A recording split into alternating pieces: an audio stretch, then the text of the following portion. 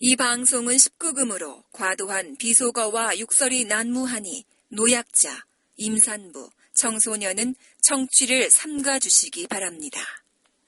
날 더운데도 불구하고 많이 와주셔서 대단히 감사드립니다. 손에 다들 신간 한 개씩 들고 있어야 되는 거 아니야? 사람들이 말이야. 그런 거 기대 안 한 지 꽤 오래되지 않았나요? 2세 들어갔습니다. 벌써? 네, 들어갔습니다. 순위 꽤 높던데요? 네. 전체에서 100위권 안에 들어갔어요, 이제? 베이컨 들어갔어요. 아, 잘 됐네. 들어갔는데 1세를 다 팔아가지고 2세를 찍는 건 아니고 생각보다 빨리 빠진다. 그래서 준비를 미리 해야 된다 해서. 근데 이건 질문인데 각 지역에 있는 오프라인 서점들마다 네. 출판사하고의 어떤 이런 관계에 따라 가지고 배치가 좀 달라지나요? 뭐 그럴 수도 있고요. 그래요? 네. 아니 어디를 갔더니 분명히 얘 책임이 앞에 있을 줄 알았는데 저 구석에 박혀가지고 이렇게 손톱으로도 안 빠져 이게. 네, 한 권 그냥 딸랑 신간인데 아니 한 권가 있고. 신간인데 4권 있어 4권. 아, 그래? 4권인데 박아놨어 구석에다가. 이쯤에서 멘트 해야죠. 네. 왕의 소재가 하는 일이 다 그렇지. 다 그래요. 그런 거 앞으로 땡겨가지고 그건 돈이야, 홍보를 다. 세우고 그건 그렇게 마케팅 하는 건 비용이에요. 어쨌든 마케팅 네. 역량에 따라 달라지는 거 아닙니까? 그 다 돈이지. 그래서 대형 출판사랑 계약을 많이 하려고 그러지. 네. 대형 출판사 물량 공세 그렇게 하니까. 네. 뭐 신문 광고도 하고. 예. 네.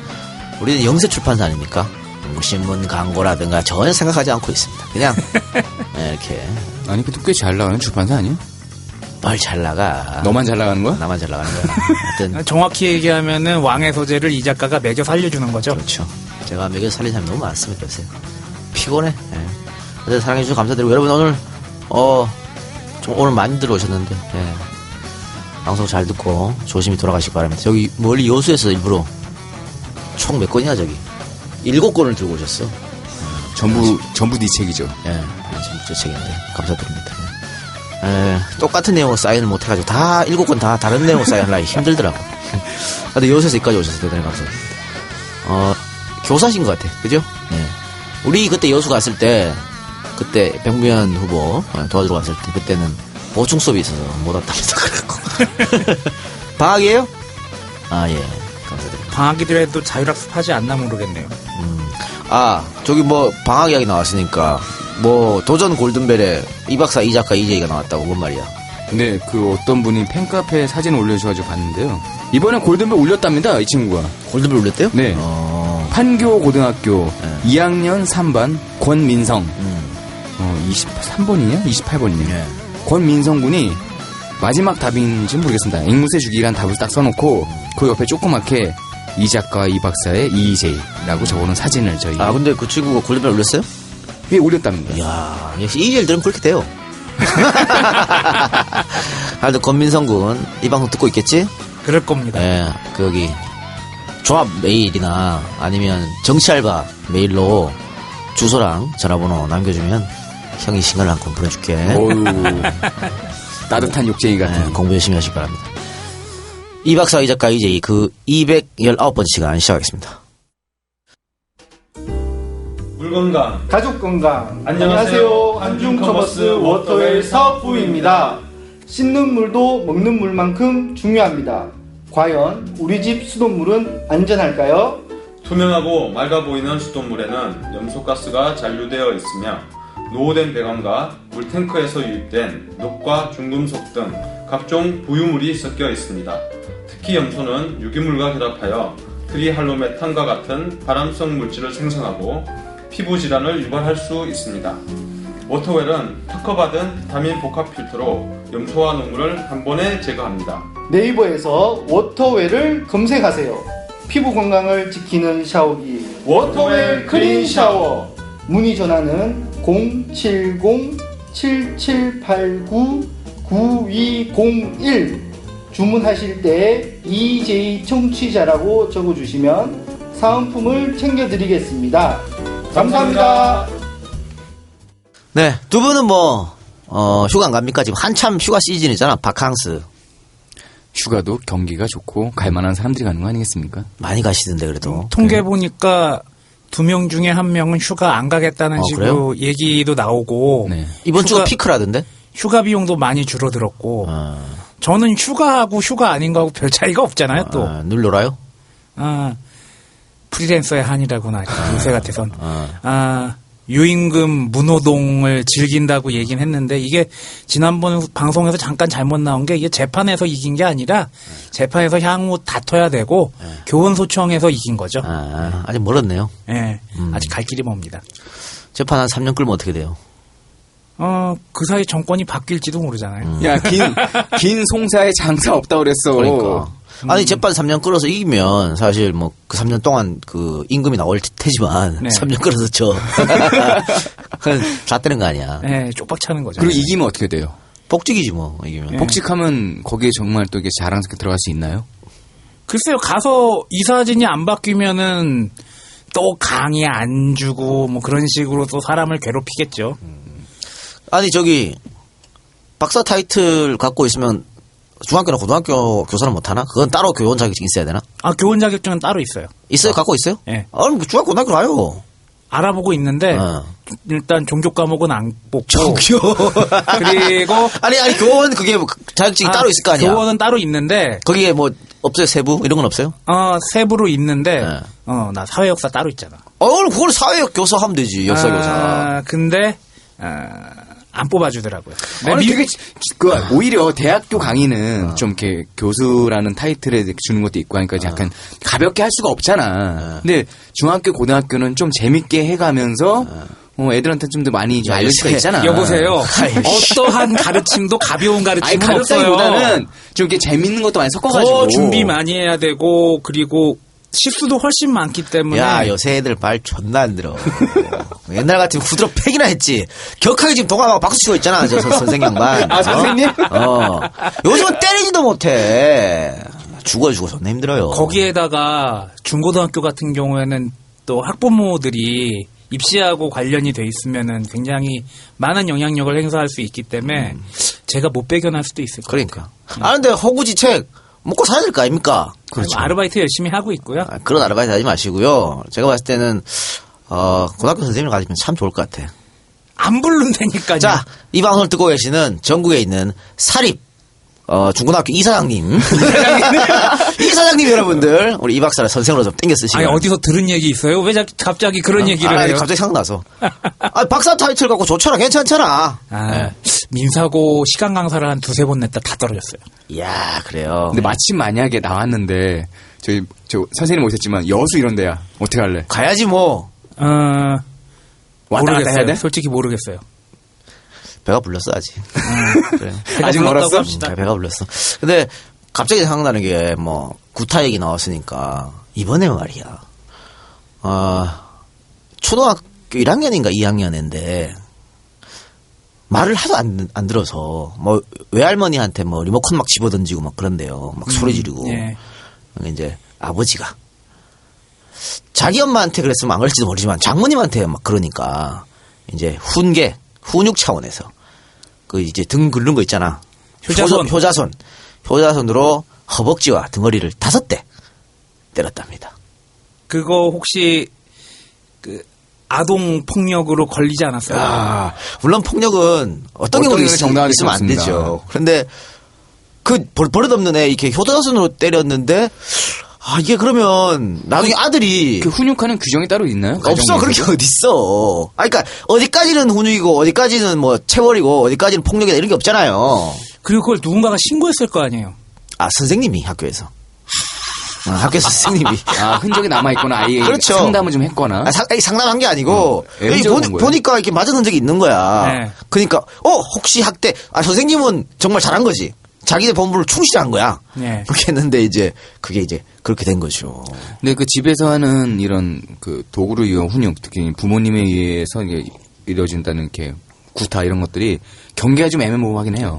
그러니까 그냥 가르치기 위한 훈육이 있고 자기 감정이 들어가는 순간 가르치는 게 아니고 되거든. 개새끼야 가르치는 거지. 또 틀렸냐? 뭘 어디 자꾸 가르쳐.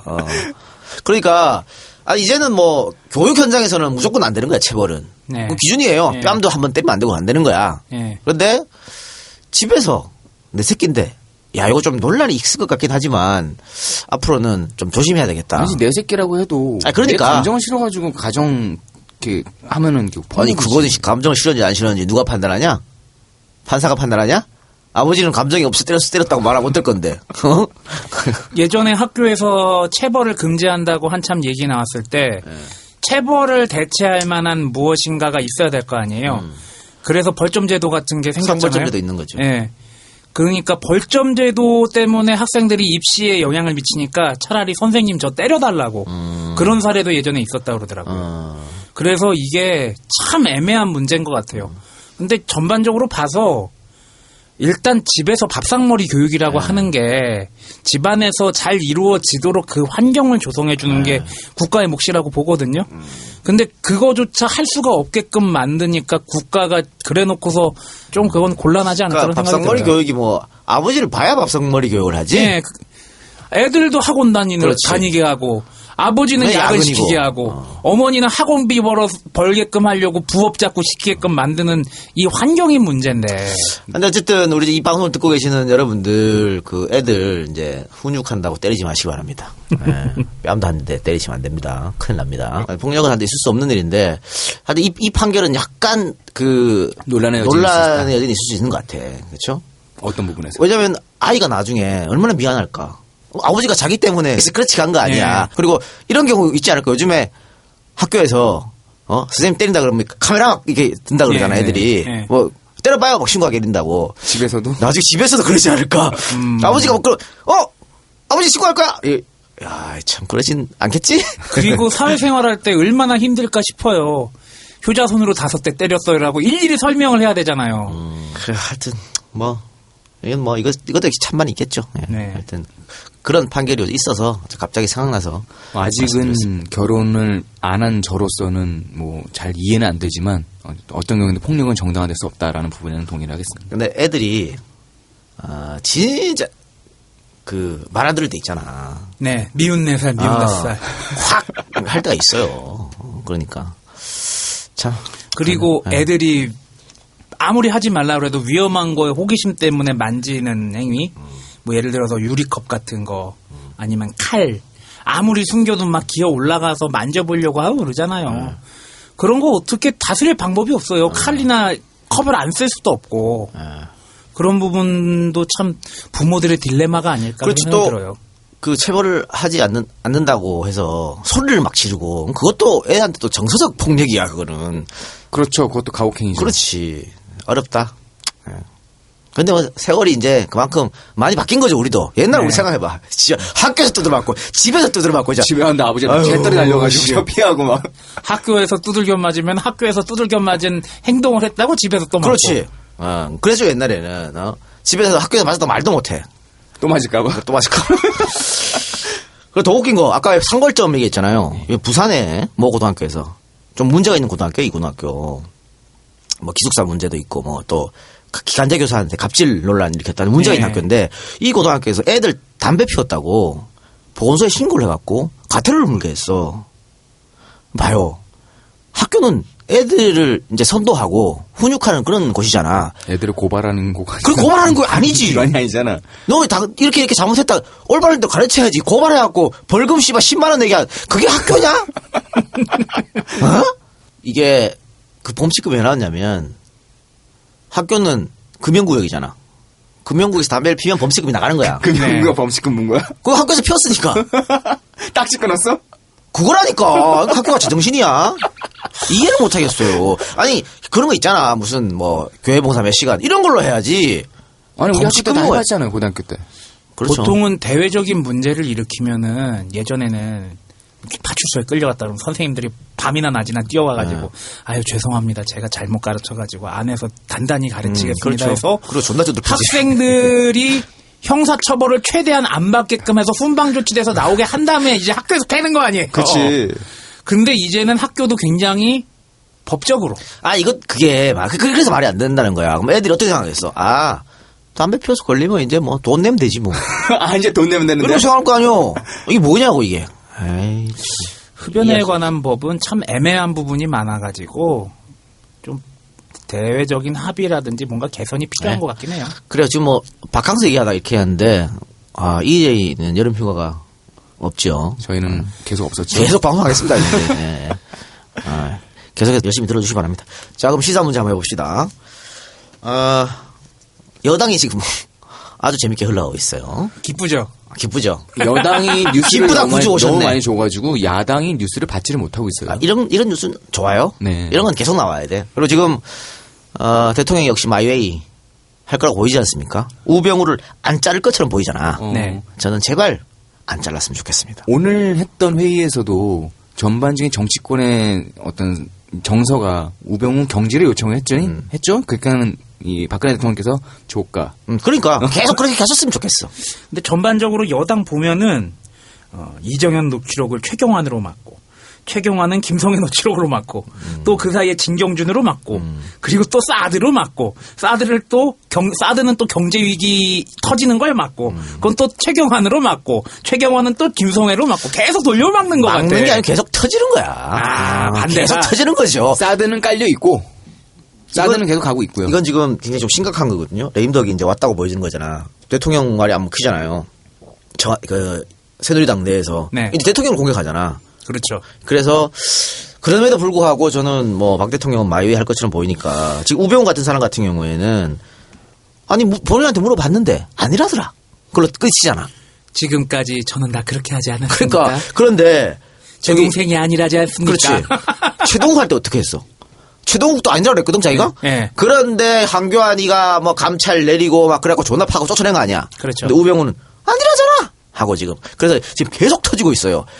뭐 처음에는 사실은 뭐 진경준하고 뭐 의혹들 뭐 이런 거 네. 있는데 이제는 뭐 아들 부동산 그러니까 부동산부터 시작해갖고 아들, 처제. 아들 처제 장인 장모가 부동산에 있었네 없었네 거기서부터 시작이 됐죠. 그러니까 이제 장모님이 이제 부동산 팔라는 거 아니야. 예. 근데 이제 우병우가 거기 갔다는 거잖아. 그래서 이 엄중한 시국에 어떻게 우병우가 거기 갈 수 있냐니까 장모님 위로해드리려고. 아니 사위가 지 혼자뿐이야? 세 명인가 더 네 있죠. 명이요. 3명 더 있어. 예. 근데 왜 거기 가갖고 위로를 해? 검사 사위가 제일 위로빨이 잘 먹히다. 말 같자는 소리 하고 있어야지. 그리고 이제 처제 문제 터지고 아들 뭐 의경 좋은데 꽂아뒀다 이런 얘기 들리고 예. 앞으로 더 터질 거야. 조선일보가 달려들었잖아요. 저는 이 부분에서 좀 신기했던 게 여권을 막아주는 여권의 사드 역할은 사실상은 이제 조중동인데 이번에 우병우를 타격했던 맨 처음에 미사일이 조선일보에서 나왔었죠. 그리고 조선일보, 네. 조선일보 오늘자를 보면요, 천면에서 2개 꼭지 가고요. 그 다음에 A3에서 우병우 스캔들로 풀빵 갑니다. 그 다음에 A4에서도 아들 처제 가고요. A5에서도 우병우의 반박 기사 싣습니다. 그냥 우병우로 도배를 해버렸어요. 우병우 도배에다가 저기 뭐 최경환 뭐 또 누나라고 부르는 누구야? 윤상현 네. 또 현수석 이런 사람들 김선영 통한 거 네. 그것도 조선일보 같잖아. 네. 레임덕의 진정한 징후는 네. 여기에서 알 수 있지 않을까라는 그러니까 생각이 이제 들어요. 조선이 안 된다고 판단한 거예요. 네. 박근혜로는 안 된다. 지금 할매할배들 이렇게 표현하면 안 되지. 소위 자칭 보수라고 생각하는 사람들 박근혜가 보수 세력의 얼굴에 똥칠을 했다. 그렇죠. 이런 사고방식을 계속 가지고 네. 있잖아요. 그러니까 자 진박 마케팅 해가지고 총선에서 대패했잖아. 그 총선 패배는 박 대통령이 잘못이거든. 그렇지. 근데 박 대통령이 사과 한마디 안 했어요. 예. 어? 뭐 하다못해 야당 이겼으면 야당 축하한다. 그런 얘기라도 안 지금까지 계속 했어. 해왔잖아요. 그리고 더욱더 뼈를 깎는 노력을 하겠습니다. 그런 얘기도 안 안 했잖아요. 하고 있잖아요. 열심히 해야겠습니다. 내일 아닌 거지. 그리고서는 괜히 분란만 일으켜놓고 그 다음에 한 이틀 정도 있다가 뭐 얘기 나올 것 같으면 어디 해외 순방 가시고. 그랬는데 지금 봐요. 그렇게 해서 진박 마케팅하고 실패해서 총선에 실패했는데도 불구하고 그 뒤로 있었던 새누리당하고 문제점. 새누리당에서 뭐 대표 뽑으려고 그러니까 목립을 해가지고 친박 애들이 지랄하는 바람에 실패했잖아. 네. 그러면서 계속 이번엔 또 친박이 당권을 잡으려고 그러잖아요. 그렇죠. 네. 친박 자장이라고 하는 서청원. 노인네를 데리고 와갖고 그러니까 도저히 이건 안 된다. 그러니까 서청원이가 당대표 앉아가지고 또 친박 그리고 또 비박이랑 싸울 거 아니야. 그렇죠. 대선 때까지 계속 간다. 이러면은 좆대는 거지. 정권을 빼앗긴다는 아주 불안감이 지금 엄습한 거야 조선일보에서. 이건 게임도 시작을 못한다는 거죠. 네, 그래서 박근혜를 버리자고 판단한 겁니다. 그러니까 네. 조선일보에서 맹 공격을 퍼붓고 있는 거예요. 중앙일보도 따라가고 있고요. 진짜 레임덕은 수구 언론들의 움직임에서 포착이 그렇죠. 되는 거죠.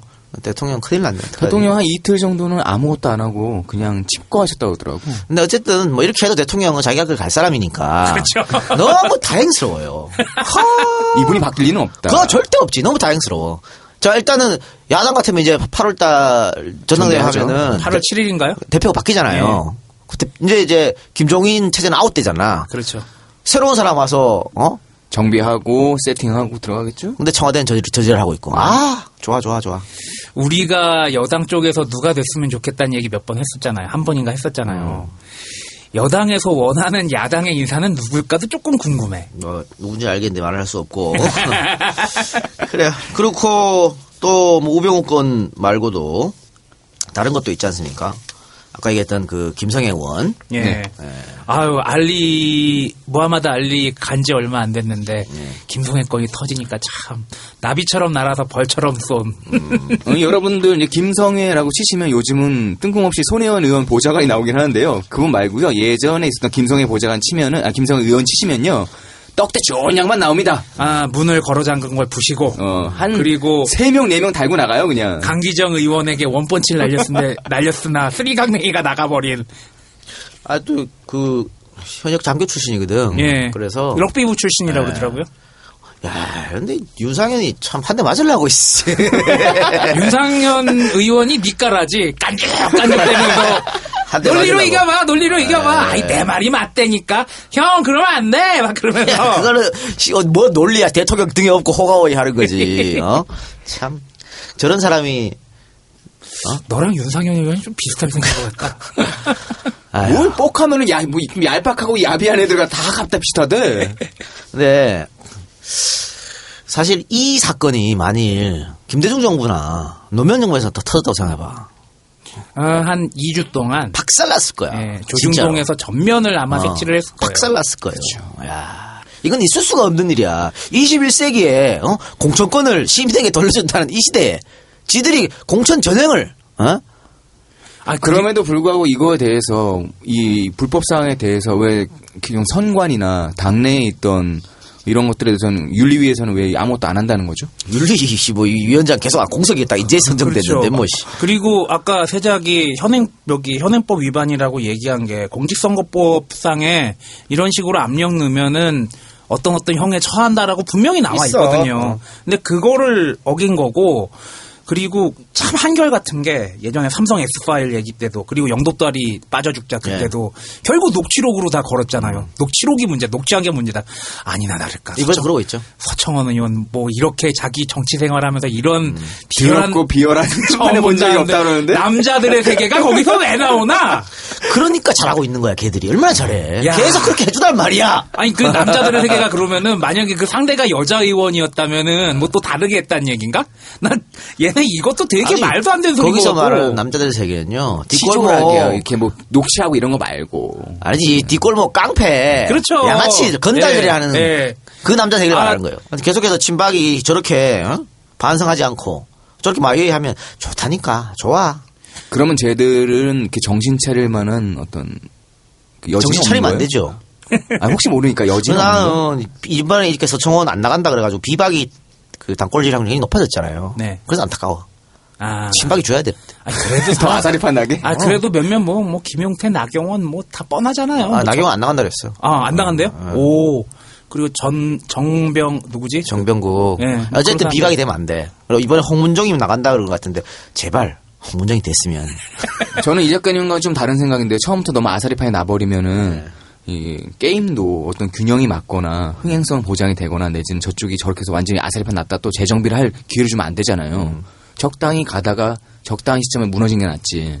지금부터 많이 무너져 버리면은 재설계가 될 수 있지 않아요? 아니 이번 당대표가 그 내년 대선 후보를 관리하는 당대표잖아요. 네. 쭉 간다고 그 중간에 안 바뀌어. 그러니까 이번에 친박 후보가 당권을 쥐고 또 막 실현할 거 아니야. 쭉 대선까지 가는 거지. 이게 왜냐하면은 대통령을 등에 업고 있다라는 생각을 하다 보니까 자기네들이 무소불위의 권력을 휘어잡고 있다고 생각을 하는 거 아니에요. 네.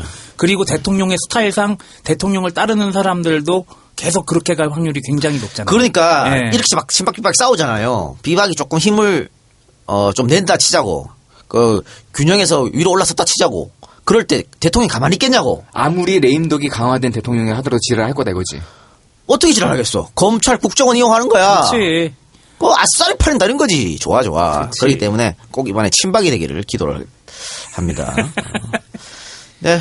하여튼 뭐 그건 그렇고 하나 지나가는 거 한번 해보면 송영선 전 의원. 이 양반 중국으로 보내드려야겠다. 네. 거짓대 발언했잖아요. 네. 11억 거짓대들이 뭐 어쩌고저쩌고. 20년 전 11억 거짓대들이라는 발언을 했죠. 여기에 그래갖고 이제 처음에는 인터넷으로만 중국 네티즌이 알게 됐거든. 근데 이제 중국 언론에 나기 시작했습니다. 예, 그래서 축하드립니다. 지금 이제 중국에서 난리가 났어. 아, 근데 이게 송영선 개인한테 야 너 좆됐어라고 축하드리니 나 할 일이 아니에요. 이미 그렇지. 중국 내에 있는 제중 반항 한국인들은 감정이 늘어나는 건 참으로 우려스러워요. 거기서 사업하시는 분들 그다음에 거기서 살고 계신 분들은 이걸 다 느끼고 있다니까요. 그러니까 반환해서 혐한으로 가는 거야. 네. 이게 점점 더 심해질 겁니다. 아마. 그래서 이제 골치 아픈 경우인데 송영선이 오늘 사과했거든요. 보도자료 뿌려서 사과했는데 그렇게 해서 지금 이게 조용해질 그런 문제가 아니에요. 보도자료는 이미 끝났다니까. 그래서 난 JTBC한테 답답한 거야. 왜 이런 여자를 패널로 앉혀?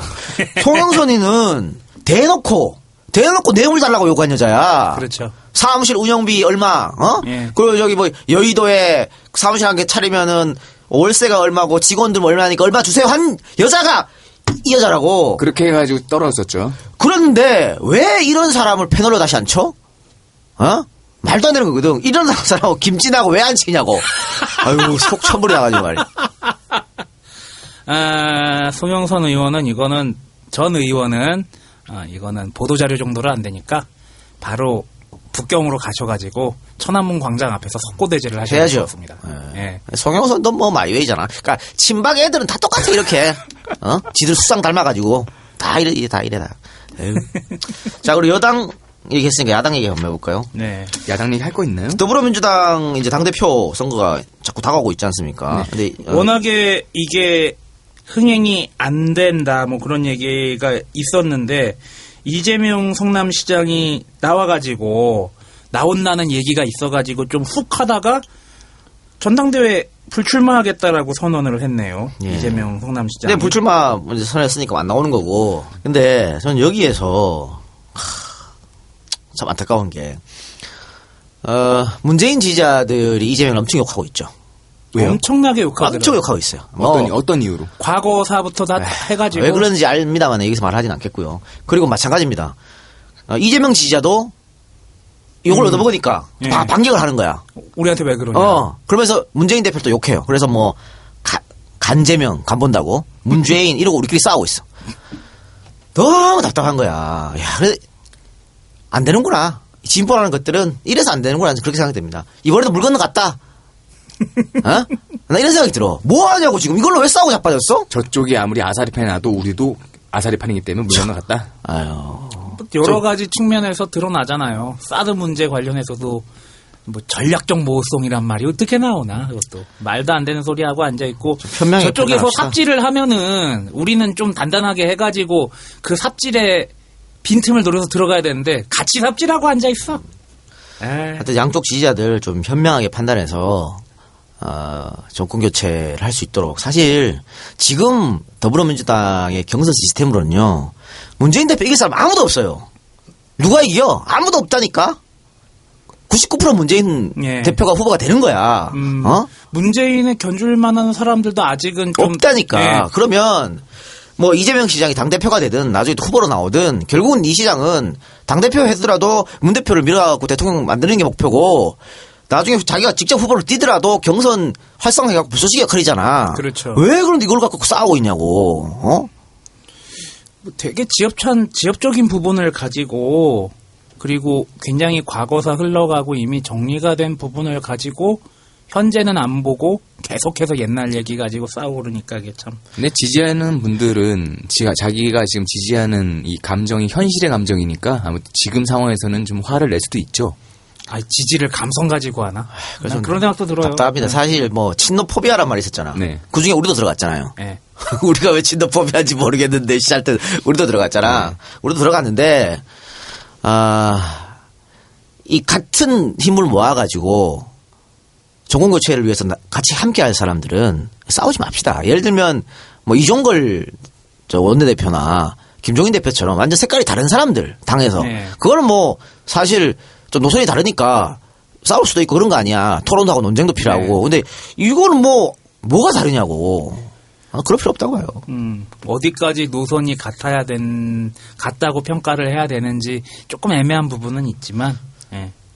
우리끼리 대충 알잖아요, 그거. 그러니까. 예.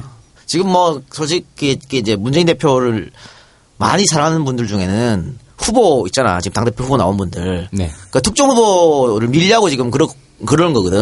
그런데 그 후보, 여기까지 합시다. 자, 그래서. 누가 돼도 지금 별로 좋을 거 없을 것 같은데. 뭐 하여튼 그래요. 양강 싸움이었었잖아요. 네. 그런데 지금 3파전으로 바뀌었습니다. 김상곤 뛰어들어가지고. 네, 뛰어들었죠. 어떻게 될까요? 글쎄요, 일단 새 규합도 좀 어렵고 너무 늦게 들어와서 그리고 원외 인물이었기도 하니까 근데 어쨌든 뭐 흥행을 위해서는 좀 모인 것도 좀 필요하지 않겠어요? 저는 안 들어왔으면 했는데 그냥 뭐 들어오실 때는 이유가 있었겠죠. 자기가 하고 싶어 들어왔지 뭐. 그냥 양강 싸움 가는 게 낫지 않을까 싶은데. 하고 싶은 것도 있었겠지만 좀 떠밀려서 들어간 듯한 생각도 들어요. 저도 거기에 조금 그 내막은 저는 잘 모르겠고요. 하여튼 그냥 양강으로 갔으면 어땠을까 하는 그냥 저 혼자의 생각입니다. 한간의 뉴스를 보니까 한간의 뉴스? 어떤 뉴스 한 꼭지를 보니까는 이종걸 의원의 출마에 대한 이야기도 약간 나오더라고요. 그분 하고 싶어요. 나와서 뭐 이기면 되지 뭐 그럼. 그래요. 하여튼 이제 3파전으로 보내질 텐데 VJ도 조금 더 한번 생각해 보겠습니다. 세 분은 다 모실지 한 분만 모실지 한번 더 생각해 보면서. 근데 시간이 너무 없지 않아요? 지금 2주 정도밖에 안 남았는데 요번 주에 녹음을 안 하면은 뭐 그거야 시간 따로 내면 되는 거지 뭐. 좀 그냥 좀 해보고 예. 결정하도록 하겠습니다. 그냥 갈 수도 있고. 예. 예. 근데 당신의 그 데스노트 와주테이의 박쥐들에 써 있는 사람들이 계속해서 얘기가 나오고 있어요. 일단 판표형은 지금 뭐 아우성 치는 거니까 야, 그 양반은 그냥 보니까는 넘어가고. 이상해 좀 요즘. 먹이를 주면 안 돼. 아니 좀 이상해졌어. 근데 먹이 달라고 또 지금 손학규 의원이 그러는 건가? 손학규 의원. 네. 참다 손학규 의원. 뭐 다시 나오신다고. 네. 뭐 산속생활 정리하고 정계 복귀하겠다. 그거를 손학규 사랑 모임에서 당진에서 있었던 그 식사 자리에서 발표를 했다고. 아니 뭐 또 나중엔 또 와전된 거다 뭐 이렇게 했는데 다시 나오시면 뭐 어떻게? 대통령 후보로 나오시려고? 뭐 하시려고 그런 거지? 지금 손학규 의원한테 마지막 주어진 사명은 뭐냐면요. 대통령 만들기 위해 노력하는 소식이? 거예요. 정계 복귀한다는 게 뭐야? 대통령 후보 나온다는 거 아니야? 그렇게 하지 말고 당대표를 해가지고 정권 교체 앞장서는 그런 모습이 훨씬 낫다는 거예요. 그러면 이 작가님 학규형을 모셔오죠. 뭘요? 시간이 근데 뭐 안 없는데. 할 거예요. 안 올 거니까 뭐. 현명히 판단하시기 바랍니다. 손학규 후보 이번에 이제 정계 복귀 해갖고 정계 복귀 해가지고 뭐 DJ처럼 대통령 되면 또 몰라. 예선도 통과 못 한다니까? 누차 얘기했잖아요. 몇 번 얘기했잖아요. 제 귀에 딱지가 않겠어. 개방신이지 뭐 하는 소리 그게. 그럴 필요 없습니다. 제발 현명한 판단을 좀 하시기 바랍니다. 자기 객관화 자기 역할. 네. 자, 없죠 다음에. 예. 네, 그러면 공지사항 하나 알려드리고 공지사항은 아닌데 요청이 와서 조금 있으면 8.15 특별사면이 이루어질 거 아닙니까? 그래서 아마 뭐 이재현 CJ 회장 같은 거 상고 포기했죠. 네. 예. 형이 확정돼야 이제 사면할 수 있거든. 그래서 굉장히 기대를 하고 있는데 아마 이재현 회장은 저는 뭐 사면 복권될 거라고 보고 재벌하고 여당 사람들만 해주면 또 아구가 안 맞잖아. 또 양쪽 균형을 맞춰야지. 그래서 지금 이야기가 언급되고 있는 사람이 이제 정봉주 전 의원이에요. 그렇죠. 그럴 줄 알았어. 네, 정봉주 전 사면 복권 네. 되리라고 봅니다만 그래도 어떤 여론의 힘이 필요하다라고 생각하는 모양입니다. 그래서 지금 하고 있대요. 아고라에서 청원. 그래서 뭐 청원이 어느 정도 올라가면 이거 규합해서 아마 법무부나 이쪽에 내일 그런 심사인가 봅니다. 그래서 정봉주 의원 사면 복권을 원하시는 분들은 정치인이 선거에 못 나가니까 사형 선고 내는 거잖아. 그리고 사실 많이 억울하잖아요. 이거 BBK 사건 때문에 간 건데 그렇게 따지면 박근혜가 제일 먼저 들어갔어야지. 그렇죠. 그렇잖아. 그 후보 경선 때 그럼. 그거 다 깐 게 누군데? 처음에. 그러니까 친박이라고 해도 다 가야 돼. 그렇죠. 근데 갔다 왔으니까 어쨌든 정봉주 의원을 좀 응원하시는 분들은 다음 검색창에서 아고라 정봉주 사면복권 청원 검색하시면 나온다고 하니까 많이 참여해 주시기 바랍니다. 네, 그럼 광고 듣고 와서 본격적인 방송 들어가도록 하겠습니다.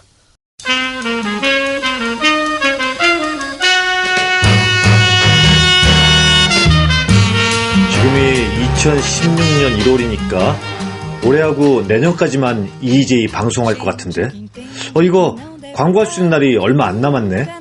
열심히 지밍글리시 홍보해야겠는데. 여러분, 영어로 듣고 말하고 싶으시면 지밍글리시에서 공부하셔야죠. 왜 마음만 먹고 지금까지 시작하지 않으셨어요? 나중에 100% 후회합니다. 매일 30분씩 전화영어나 화상영어를 통해 영어로만 대화하는 수업 방식 1대1로, 그것도 좋은 선생님과, 게다가 한 달 95,000원. 초등학생부터 어르신까지 모두 공부할 수 있습니다. 우리 처음 광고할 때 시작하신 분들은 지금 영어 잘하십니다. 매일 30분씩 영어로만 대화했으니까요.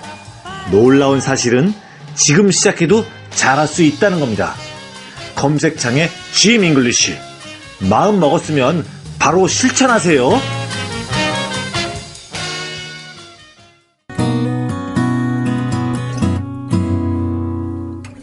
안녕하세요. 조광래 중고차 대표 조광래입니다. 햇살이 따스스스 내리쬐고 봄바람이 살랑살랑 코끝을 간지럽히는 게 어디론가 떠나고 싶은 계절입니다. 조광래 중고차에서 좋은 중고차 거래하시고 어디론가 떠나보는 건 어떨까요? 조광래 중고차의 대표 전화번호는 1800-9538. 한 번 더 1800-9538. 이상 남길 만큼은 남기고 파는 조광래 중고차였습니다. 고맙습니다. 네, 오늘 명성그룹 2 아닙니까? 지난번에 강호 재현에게 고함? 네. 그 신문 광고 내 가지고 그 얘기들도 나왔었고요. 네. 명성그룹 2인데 명성그룹 2 하기 전에 우리가 지난번에 자백, 최승호 PD의 다큐 영화 자백 소개해드렸지 않습니까? 다음 스토리 펀딩. 네. 근데 또 꼭 소개시켜드려야 할 그런 스토리 펀딩이 있어가지고 본격적 방송하기 전에 이야기를 좀 해보도록 하겠습니다.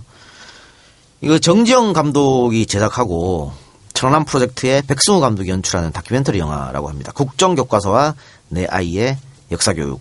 아마 국정교과서 문제를 좀 파헤치는 그런 다큐멘터리 영화 같은데요. 뭐 정지영 감독은 굉장히 유명한 감독이고 뭐 부러진 화살부터 시작해서 네. 여러 가지 만들었었죠.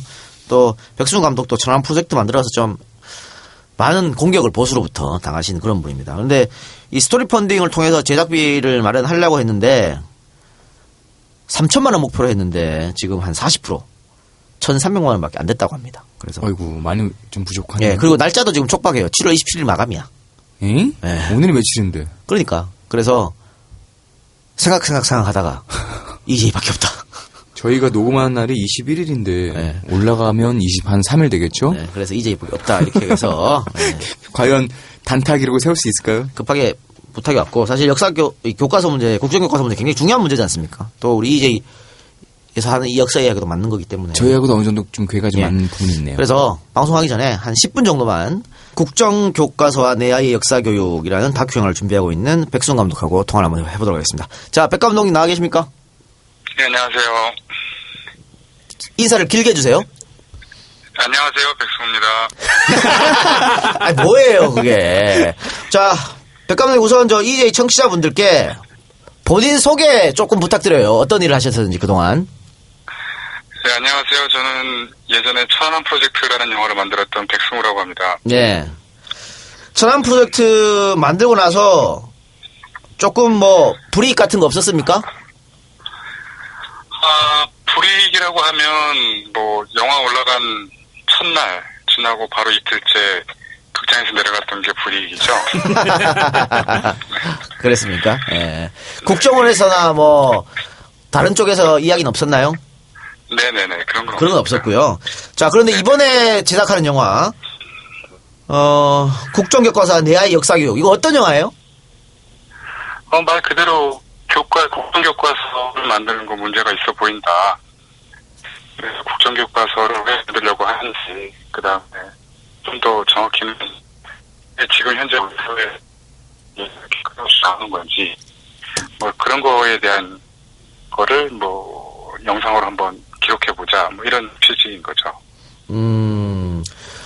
국정교과서가 잘못됐기 때문에 그것을 알려주는 다큐멘터리. 그렇게 네, 이해하면 되겠습니까? 뭐 그런 내용도 있지요. 네. 그런 내용도 있지만 사실은 조금 더 정확하게 얘기하면 사실 우리는 대부분 다 국정교과서가 지금 뒤로 간다는 거, 뭐 잘못됐다라는 건 누구나 알잖아요. 네. 그러니까 단순히 그것만 지적하는 게 아니라 왜 우리가 지금 이 시점에 2016년에 국정교과서를 화두로 가져야 되는가? 혹시 그거를 영상으로 보일 수가 있을까라는 뭐 그런 비전 때문에 한번 만들어 보는 거죠. 뭐 그렇게 나올지는 장담은 못하겠지만 최대한 노력을 해서 그렇게 한번 보이도록 해보려는 거죠. 그럼 이건 제작은 정지영 감독이 맡는 건가요? 네네네. 정지영 감독님이 제작하십니다. 두 분 천안 프로젝트에도 힘을 함께 하지 않으셨습니까? 네, 맞습니다. 근데 이번 영화도 같은 뜻으로 그렇게. 네네네. 원래 인연이 꽤 있었어요?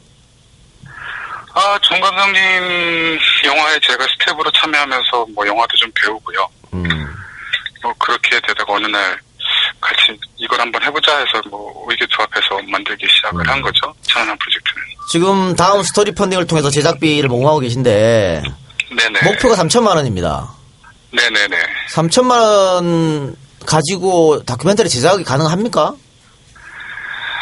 뭐 가능하게 해야 되지 않겠어요. 뭐 우리가 여력이 없으니 뭐. 그러면 이제 스토리 펀딩 해주신 분들한테는 뭐 티켓을 드린 거나 이런 거죠? 네네네.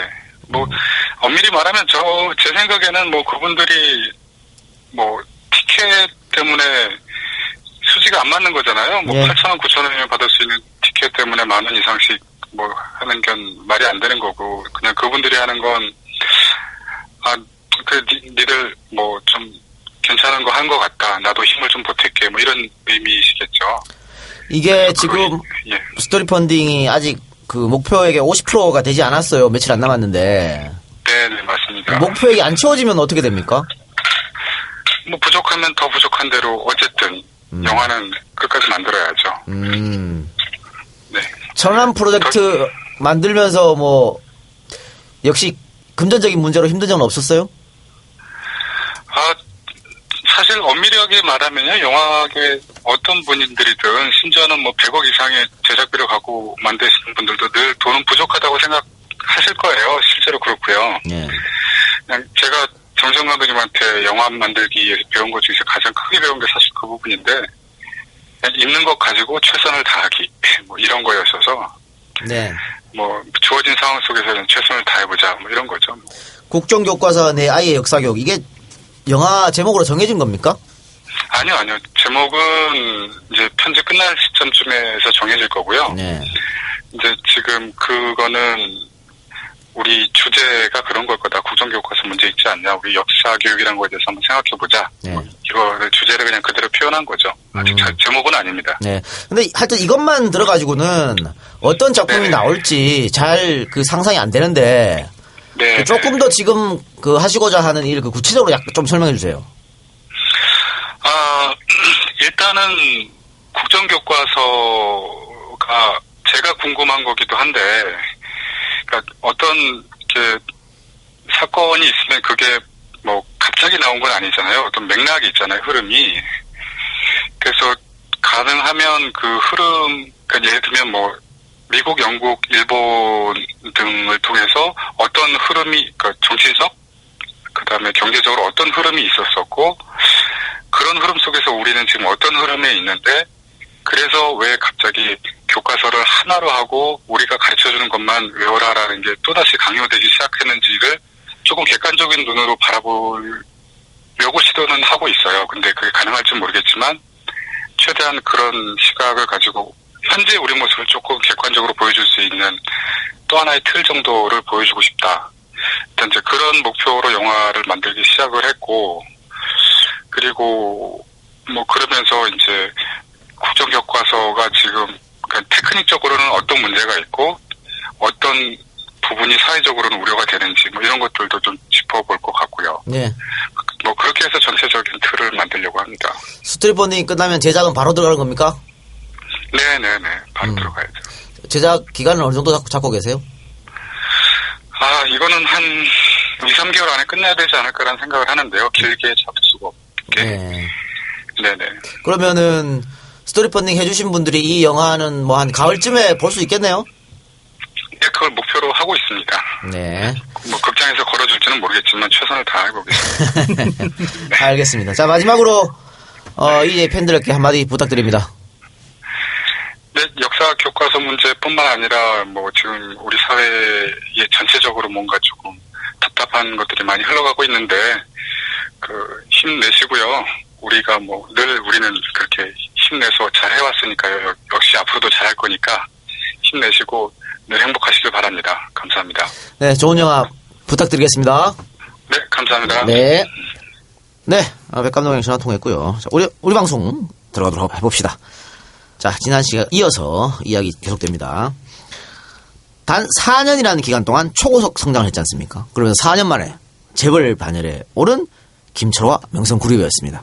그런데 수기 통장을 이용한 사채 자금 조달이 발각되면서 김철호는 1987년 8월 17일 전격 구속됩니다. 김철호는 전형적인 재벌 코스를 밟아온 사람이 아니죠. 그러니까 재계가 김철호를 의심나는 눈으로 바라본 것, 그건 다 이제 이유가 있는 것이죠. 그렇지. 자기네들처럼 무슨 정치권과 협력 관계가 있어가지고 적산을 불화받은 적도 그렇죠. 없고, 저기 전북에 있는 어디에서 그냥 좀 지주의 아들이었다가 대학도 좋은, 우리가 볼 땐 좋은데 못 나와서 한양대공대 나왔다고 막 하면서. 아니 분명히 그랬을 거 아니야. 아니 이 사람이 서울고 동문도 아니고 아니 좀 알아봐봐. 학교 어디래? 전라도래? 뭐야? 그렇지. 이과라로 가는 거죠. 그렇지. 뭐 시골에 지주였으면 그냥 시골에서 농사나 열심히 짓지 뭐 올라가서. 개돼지로 본 거야, 개돼지로. 그치. 그래서 도와주지 않았던 거예요, 각 재벌들이. 김철호 본인도 재계의 견제가 심했다, 이렇게 말했을 정도였습니다. 김철호가 침몰하고 있을 때 그 누구도 재벌 중에 그 누구도 김철호를 도와주는 사람들이 없었다는 거죠. 이 끼리끼리 도와주는 패거리 문화가 조폭보다 더한 사회에서 다른 재벌이 무너지는 거 그냥 바라본 거는 국제그룹과 이 그룹밖에 없다. 사실은 저 그룹 무너지면 우리도 다음 우리 아니야? 연결도 돼 있잖아요. 그렇기 때문에 그래서 막 혼맥으로 막 이어지는 거 아니야. 자, 그러니까 명성이 공중분해된 원인에는 신군부한테 밑보였던 게 가장 컸겠지만 정권이 부당하게 기업을 죽이는에도 불구하고 먼 산 바라보게 했던 재벌들의 김철호에 대한 호불호, 이것도 작용하지 않았나 생각됩니다. 자, 그럼 신군부는 왜 김철호와 명성을 공중분해시켰는지 알아봅시다. 일단 당시 세간에 어떤 소문이 돌아왔냐면 김철호가 전두환 장인인 이규동에게 의도적으로 접근해서 회사를 키웠다, 이런 게 하나 있었고요. 또 명성은 통일교 자금으로 만들어진 회사다, 이런 소문이 있었고, 또 김철호는 상업은행의 김동겸을 속이고 이용한 철저한 사기꾼이다, 이런 소문이 또 돌아왔습니다. 그러니까 이렇게 나쁜 소문이 떠돌던 회사이기 때문에 전두환이가 정의 구현 차원에서 또 부실기업 처리 차원에서 명성을 해체한 것이다 라고 하는 것이죠. 그때 왜 파주서만 가면 정의사회 구현인가. 정의구현 사재단이 아니고 정의사회 구현 했잖아. 존나 아이러니지. 제일 정의가 없는 집권에 한 당에서 그따위 걸 하고 있으니까. 그래서 잘했다, 뭐 이런 얘기가 있었죠. 근데 이게 이제 말이 안 되는 게, 전두환을 대통령으로 만들어준 사람이 어떻게 보면 이규동이라고 할 수 있는 거 아니에요. 전두환 특집에 자세히 나오지 않습니까? 그런데 숱한 비밀을 저지른 이 전두환 일당이 자기 장인과 가깝다고 아웃시킨다? 사기적으로 말이 안 되지. 아니, 오히려 보호해야지. 그렇지. 우리 장인 아는 사람이야? 그럼 잠깐 뒤로 좀 와보세요. 이게 정상이지. 그게 정상이지. 이게 말이 안 되는 거예요. 그래서 그럼 김철호는 이규동하고 어떤 관계이고 또 어떻게 알게 된 사이인지 김철호가 50 청문회 증인으로 참석해갖고 증언한 내용을 한번 들어보도록 합시다. 제가 용인 골프장을 인수한 것은 1979년 8월 11일자로 등기를 마치고 나서였습니다. 그리고 그 다음해인 4월 5일 골프장을 오픈하게 되고, 또 다음해인 81년 4월 6일로 기억하는데, 그날 제가 처음으로 이기동 씨를 만나게 되었습니다. 그 이전에 저희 담당 이사로 있던 김우웅 이사가 그분께서 오랫동안 우리 골프장을 나오신다는데 사주니까 한번 인사를 드리는 것이 좋지 않겠냐, 이런 전갈이 몇 차례 왔습니다. 그래서 그날 아침에 그분을 만나 뵀는데요. 그분께서 골프를 처음 배우시더라고요. 그래서 조용한 우리 골프장을 찾아오게 되었다, 뭐 이런 말씀을 하셨습니다. 그리고 이런 얘기하고 더불어서 시설하고 우리 골프장 규모가 무척 잘 돼 있다고 칭찬을 하셨습니다. 이후 5월 5일 어린이날이죠. 제가 애들을 데리고 자연농원, 여기는 자연농원 놀러 가려고 했는데 차가 굉장히 막히더라고요. 그래서 시간이 굉장히 지체가 됐습니다. 그때 아이들이 아빠가 만든 골프장에 가봤으면 좋겠다, 뭐 이렇게 얘기해서 골프장에 가니까 이규동 씨가 와 계셔가지고 잠깐 인사를 했고요. 자연동원 어린이날 가면 당연히 차 막히지. 야, 여기는 자연농원, 여기는 롯데월드고. 아, 옛날에 여기는 자연농원도 있었어. 그래? 자연동원 오랜만에 듣네요. 네. 근데 우리 방송에서 여러 번 얘기하지 않았나요? 어린이날 같은 때 제발 사람한테 가지 말라고. 뭐 발렌타인데이 날 제발 어디 가지 말라고. 그런 걸 딱 얘기라고. 그걸 네가 어떻게 알아? 방송에서 얘기했다니까요. 자연농원이란 말을 아는 사람들은 다 아재들이야. 그렇죠. 저 밖에 다 웃는다. 네. 그리고 12월 17일부터 24일까지 대한노인에서 서예전 같은 걸 열었습니다. 제가 글을 썼던 작품들을 전시를 했고요. 그 전시회가 자선 경로사상 고향을 위한 서예전 뭐 이런 거였습니다. 이걸 갖게 됐는데 1억 2천만 원 정도 되는 작품 대전 중에서 1억 원을 대한노인의 경영에 보태달라고 전달한 바가 있었습니다.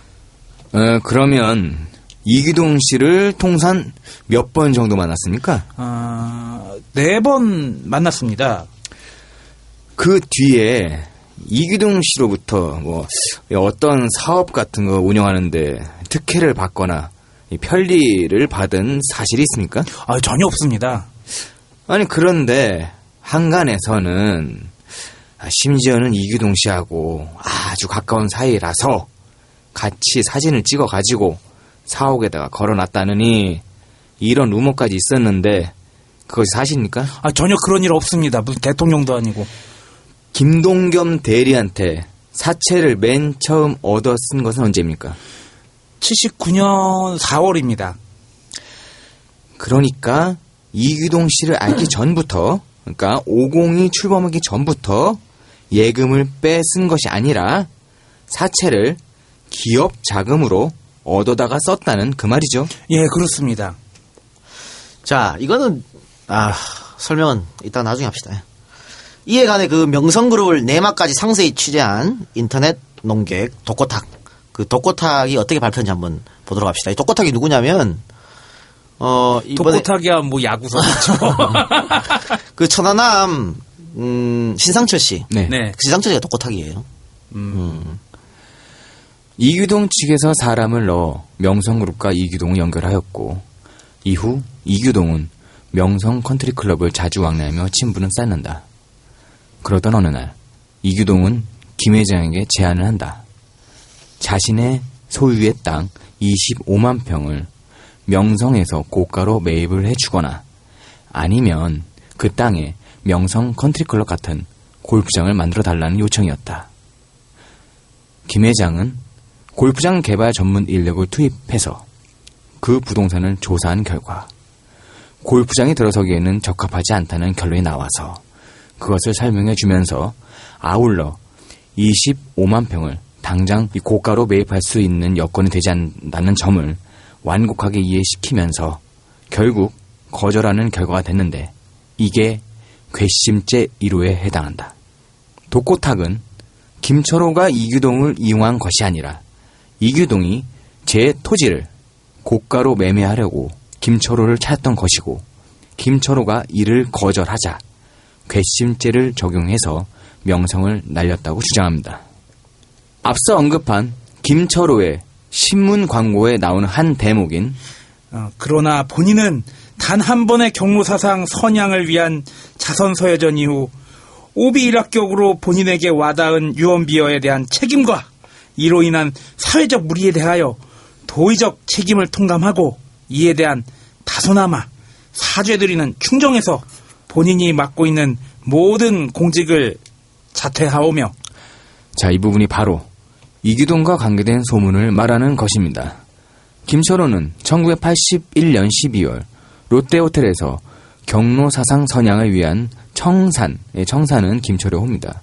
서해전을 열어서 그 이익금인 1억 2천만 원 중 1억 원을 대한노인회에 전달을 하게 되는데 그 회장이 바로 전두환의 장인 이규동이었습니다. 이런 사실을 바탕으로 김철호는 이규동이라는 뒷백을 갖고 있다라는 소문이 그럴싸하게 퍼졌던 것입니다. 이것이 바로 괘씸죄 1호입니다. 네, 독고탁은 이걸 괘씸죄 1호로 본 거예요. 예. 괘씸죄에 걸린 거지. 그 세간에 있는 소문처럼 이규동하고 친하게 지내서 이규동 백을 얻으려는 게 아니고 오히려 이규동이 이용해가지고 땅을 좀 싸게 사고 혹은 꽁으로 사서 바치게끔 만들려고 하려는 게 안 했는데 돼가지고 이 새끼 이런 새끼 그렇지. 나 이규동 이거지. 그렇죠. 갑자기 우병우 이번엔 넥슨 땅. 아니 이게 맞는 말이지 사실은. 예. 정황상 예. 이게 맞는 이게 거지. 맞는 거지. 아니 우리 장인이랑 친하게 지내니까 너 기업하지 마. 이게 이 전두환이 그랬겠냐고. 그렇죠. 근데 그 넥슨이 사줬다는 그 땅 있잖아요. 네. 그 건물 아주 강남역 노른자의 땅이더구만. 그 오피스텔. 그러니까 뭐 천억이 넘어가는 거겠죠. 야, 그 오피스텔 소문에 의하면 아주 별의별 일들이 다 일어나는 오피스텔이라고는 얘기를 들었어요. 예. 우리 이 박사는 모르는 게 없어요. 그래요. 자, 그렇게 계속 됐습니다. 해봅시다. 그럼 괘씸죄 2호는 뭔지 한번 봅시다. 이것도 역시 독고탁이 얘기한 거예요. 쿠데타 세력의 막강한 파워와 시퍼런 칼날이 난무하던 시절 이름 석자만 되면 누구나 아는 사람이 김 회장을 찾아와가지고 정치 후원 자금을 요청했다고 합니다. 50억 정도. 어휴, 그때 50억이면은 근데 뭐 그 일회재단 만들고 할 때 다 이 정도 갖다 바쳤어. 그렇죠. 예. 그러니까 50억 올려고 했는데 김철호는 50억이든 100억이든 주겠다. 다만 영수증을 달라. 그럼 그건 정치 기부가 아니죠. 그렇죠. 이런 거 보면 빌려주는 거지 이건 일종의. 그렇지. 국제그룹도 이렇게 해서 날아갔거든. 네. 증빙할 수 있는 거 달라. 그래서 날아갔단 말이야. 업으로 주겠다. 그래서 날아갔잖아. 그렇죠. 그거네 그거. 이렇게 해갖고 며칠 뒤에 높은 곳에서 전화가 왔는데 없던 일로 하자. 없던 일로 하자가 그 정도 톤이 아니겠죠. 속으로는 그래? 알았어. 씨발 니네 한번 착살나봐. 자, 안 주겠다고 그렇죠. 이거지. 없던 일로 하자. 이게 괘씸죄 2호다. 이렇게 이제 독고탁이 밝혔고요. 독고탁이 이런 글을 써서 기자가 이걸 가지고 김철호 씨를 만납니다. 그래서 인터넷 농격지에 독고탁이라고 있는데 이런 글을 썼는데 어떻게 생각하세요? 하니까 김철호가 쭉 보더니 어떻게 알았지? 빙고! 바로 이거야! 라고 얘기를 했다고 합니다. 근데 독고탁이가 나왔으니까 우리 팟빵 댓글에 이 신상철 씨 관련한 글을 누가 한 명 쓴 사람이 있어. 황빠 중에 한 분이. 신상철 같은 사람도 황빠예요? 환빠예요? 황빠야. 신상철 같은 사람도 황우석을 그렇게 막 좋게 보고 기회를 줘야 된다 그랬는데 이제 니들이 뭔데 막 그런 거야. 그 얘기는 또 뭔데 왜요? 갑자기 신상철 야, 생각나니까. 이 개새끼야. 꺼져가는 부시에다가 기름을 붓지 마, 이 개새끼야. 아니 그런데 뭐 신상철 씨가 맞다 그러면 다 맞는 거야? 그래? 그런 겁니까? 하지 마. 아니, 여름이잖아. 야, 휴가도 못 가고 이러는데 안 지치니? 이거는 말이죠. 황우석 사건 같은 경우에는 토론거리가 안 돼요. 우리가 5.16이 혁명입니까? 쿠데타 토론거리가 됩니까? 안 되죠. 안 되죠. 그건 쿠데타야 그냥. 역사적으로나 법적으로나 무조건 쿠데타인 거야. 황우석이 사기꾼은 그런 거예요. 그게 토론거리가 돼 그게? 토론이 안 되지? 자세한 얘기는 쇼 개블릭을 들으시기 바랍니다. 내가 그것 때문에 얘기하는 거야 지금. 쇼개블릭 좀 듣고 쇼개블릭에서 한참 떠들었는데 말이야. 아무도 안 가네 거기는 또. 거기 악플 한 명 왔더라. 네, 앞으로 한 명 왔는데. 이제가 만만해? 참고로 이 작가가 지금 사기꾼 얘기한 거는 우희종 교수님도 사기꾼이라고 얘기하더라고. 그래요? 사기 행위라고 아예 얘기하더라고. 사기 행위시 뭐야 네. 그게. 이건 토론거리가 아닙니다 여러분. 어우, 나 그날 방송하는데 섬찟 놀래가지고. 야, 이 박사 너 쫄았다고 애들이 말이 많아. 뭐가? 그 듣는 사람들이 이 박사는 너무 쫄아있는데. 아이 참. 아니 모든 역사적 사건 사료를 바탕으로 했고 판단하는 거지. 사실은 저도요. 그 김대중 대 김영삼 책에 칼기 폭발 사건 있잖아. 네. 그거 음모론의 시각으로 썼잖아요. 예. 쫙 문제가 있다. 한 4개인가 6개인가 쫙 썼지. 예. 쫙 썼는데 근데 그거는 제가 한참 몇 날 전에 쓴 거잖아요. 예. 나중에 밝혀졌지. 나중에 그런데 비밀문서 나오면서 미국 비밀문서 나오고 또 노무현 정권에서 또 재수사했었잖아요. 그거하고 다 해보면요. 북한이 한 거 맞아. 내가 그렇게 썼지만 예. 이렇게 넌 된다고 이렇게. 그리고 넌 조용히 했지. 아이 참나. 역사랑은 그런 겁니다, 여러분. 여러 가지를 바탕으로 보고 판단하시기 바랍니다. 잘한 얘기도 있고 잘못된 얘기일 수도 있고 논쟁이 붙을 수도 있는데 어느 정도 밝혀졌으면은 이제 그래 신념의 문제는 설득이 안 된다고 우희정 교수님이 얘기했다. 요즘 조용해가지고 다시 내가 불 붙이는 거야. 하지 마. 들어와! 자, 방금 똑같하게 얘기했던 괘씸죄 1호, 2호 이와 관련해서 김철호도 1989년 50 부실기업 청문회에 증인으로 출석해서 세무사찰을 한 안무혁 국세청장 배후에는 이학봉 청와대 민정수석 비서관이 있었다라면서 똑같하게 주장을 뒷받침했는데요. 그 청문회장으로 다시 한번 가보도록 하겠습니다. 김철호 명성회장을 세무사찰해보라고 해서 86년에 20명이 투입되어서 하고 그 다음에 100명이 투입돼서 더 철저히 하고 안무혁 씨가 했는데 그 배후 인물들은 누구라고 보고 있습니까? 당시에는 몰랐습니다. 그런데 그 다음 과정들이 있었습니다마는 결과적으로 민정수석을 담당했던 이학봉 씨로 생각을 하고 있습니다. 84년 5월에 검찰에서 부른다고 해서 갔더니만 거기에 은행 측에서 파견된 지금 한국화약그룹에서 인수자로 나와 있어가지고 지금 정아 레저타운에 이사로 되어 있는 사람이 있습니다. 김일덕이라고요. 이 사람하고 구상무라는 사람이 있었습니다. 그 사람들이 뭐라고 하냐면은 우리가 소유권 이전 청구 소송을 해야 하는데 565만 평이나 되는 방대한 토지를 하다 보니까 이 가격이 많이 든다. 인지대가 많이 드는데 약 3억 원 정도를 받고 모든 것을 포기하는 것이 어떻겠냐. 뭐 이런 식으로 이야기를 내어놓더라고요.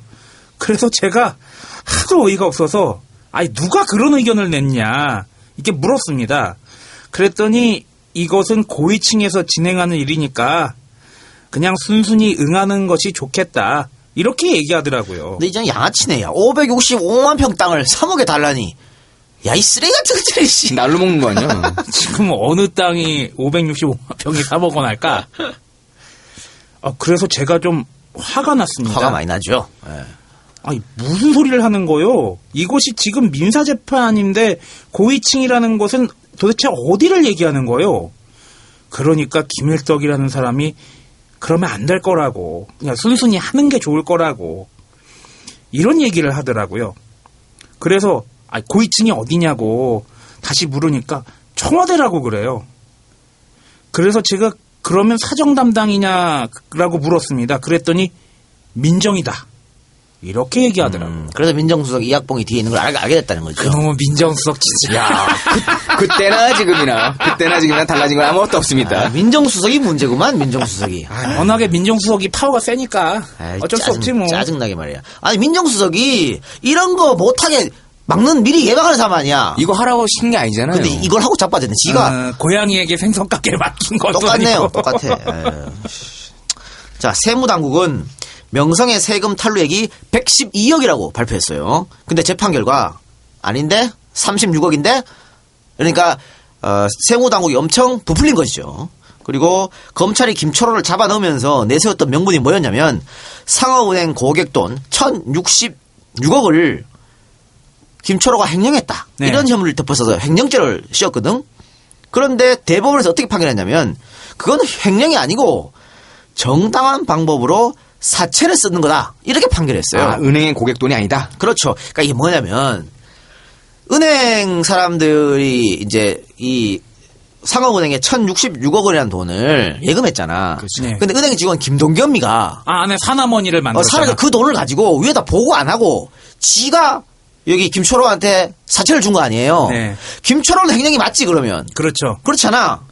김철호가 아니라 김동겸은 횡령이 맞는 거지. 네. 은행 돈을 뺐었으니까. 그렇죠. 그런데 김초로는 김초로 입장에선 그게 상업은행 돈인지 사남원이 모르지. 돈인지 동교은행 돈인지 어떻게 알아. 급하니까 돈 빌려달라는데 요거 게다가 또 이자는 네. 또 사채이자대로 갔을 거 아니에요. 갔어. 그러니까 김초로는 그게 은행 돈을 알고 한 거예요. 은행에서 대출해드리는 거지만 좀 이자가 비싸다. 세다. 이렇게 얘기했으면 뭐 대책이 없잖아. 그리고 그 김초로가 김동겸한테 이 돈을 1,066억을 빌리면서요. 담보를 제공했어. 예. 야, 횡령하는 새끼가 담보 제공하는 거 맞냐? 아니, 말이 되냐고.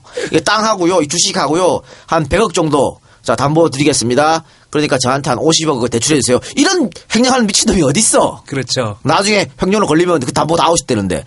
그렇기 때문에 이거는 횡령이 아니라는 거야.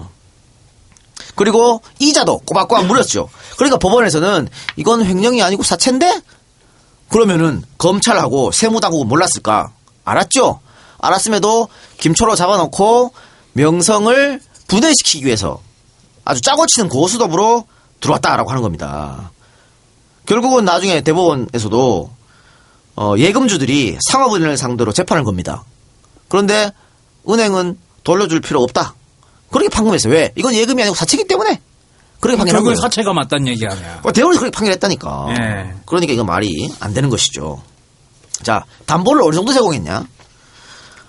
명성 컨트리클럽 주식 5억 1,700만 원, 명성 남태평양 레스타운 주식 16억, 땅 234만 평, 당자수표 1,121억 원을 담보로 제공합니다. 1,066억을 빌려 쓰고 이거보다 훨씬 많은 돈, 2,000억이 넘는 돈을 담보로 제공한 거예요. 그러니까 이걸 횡령이라고 할 수 없는 것이죠.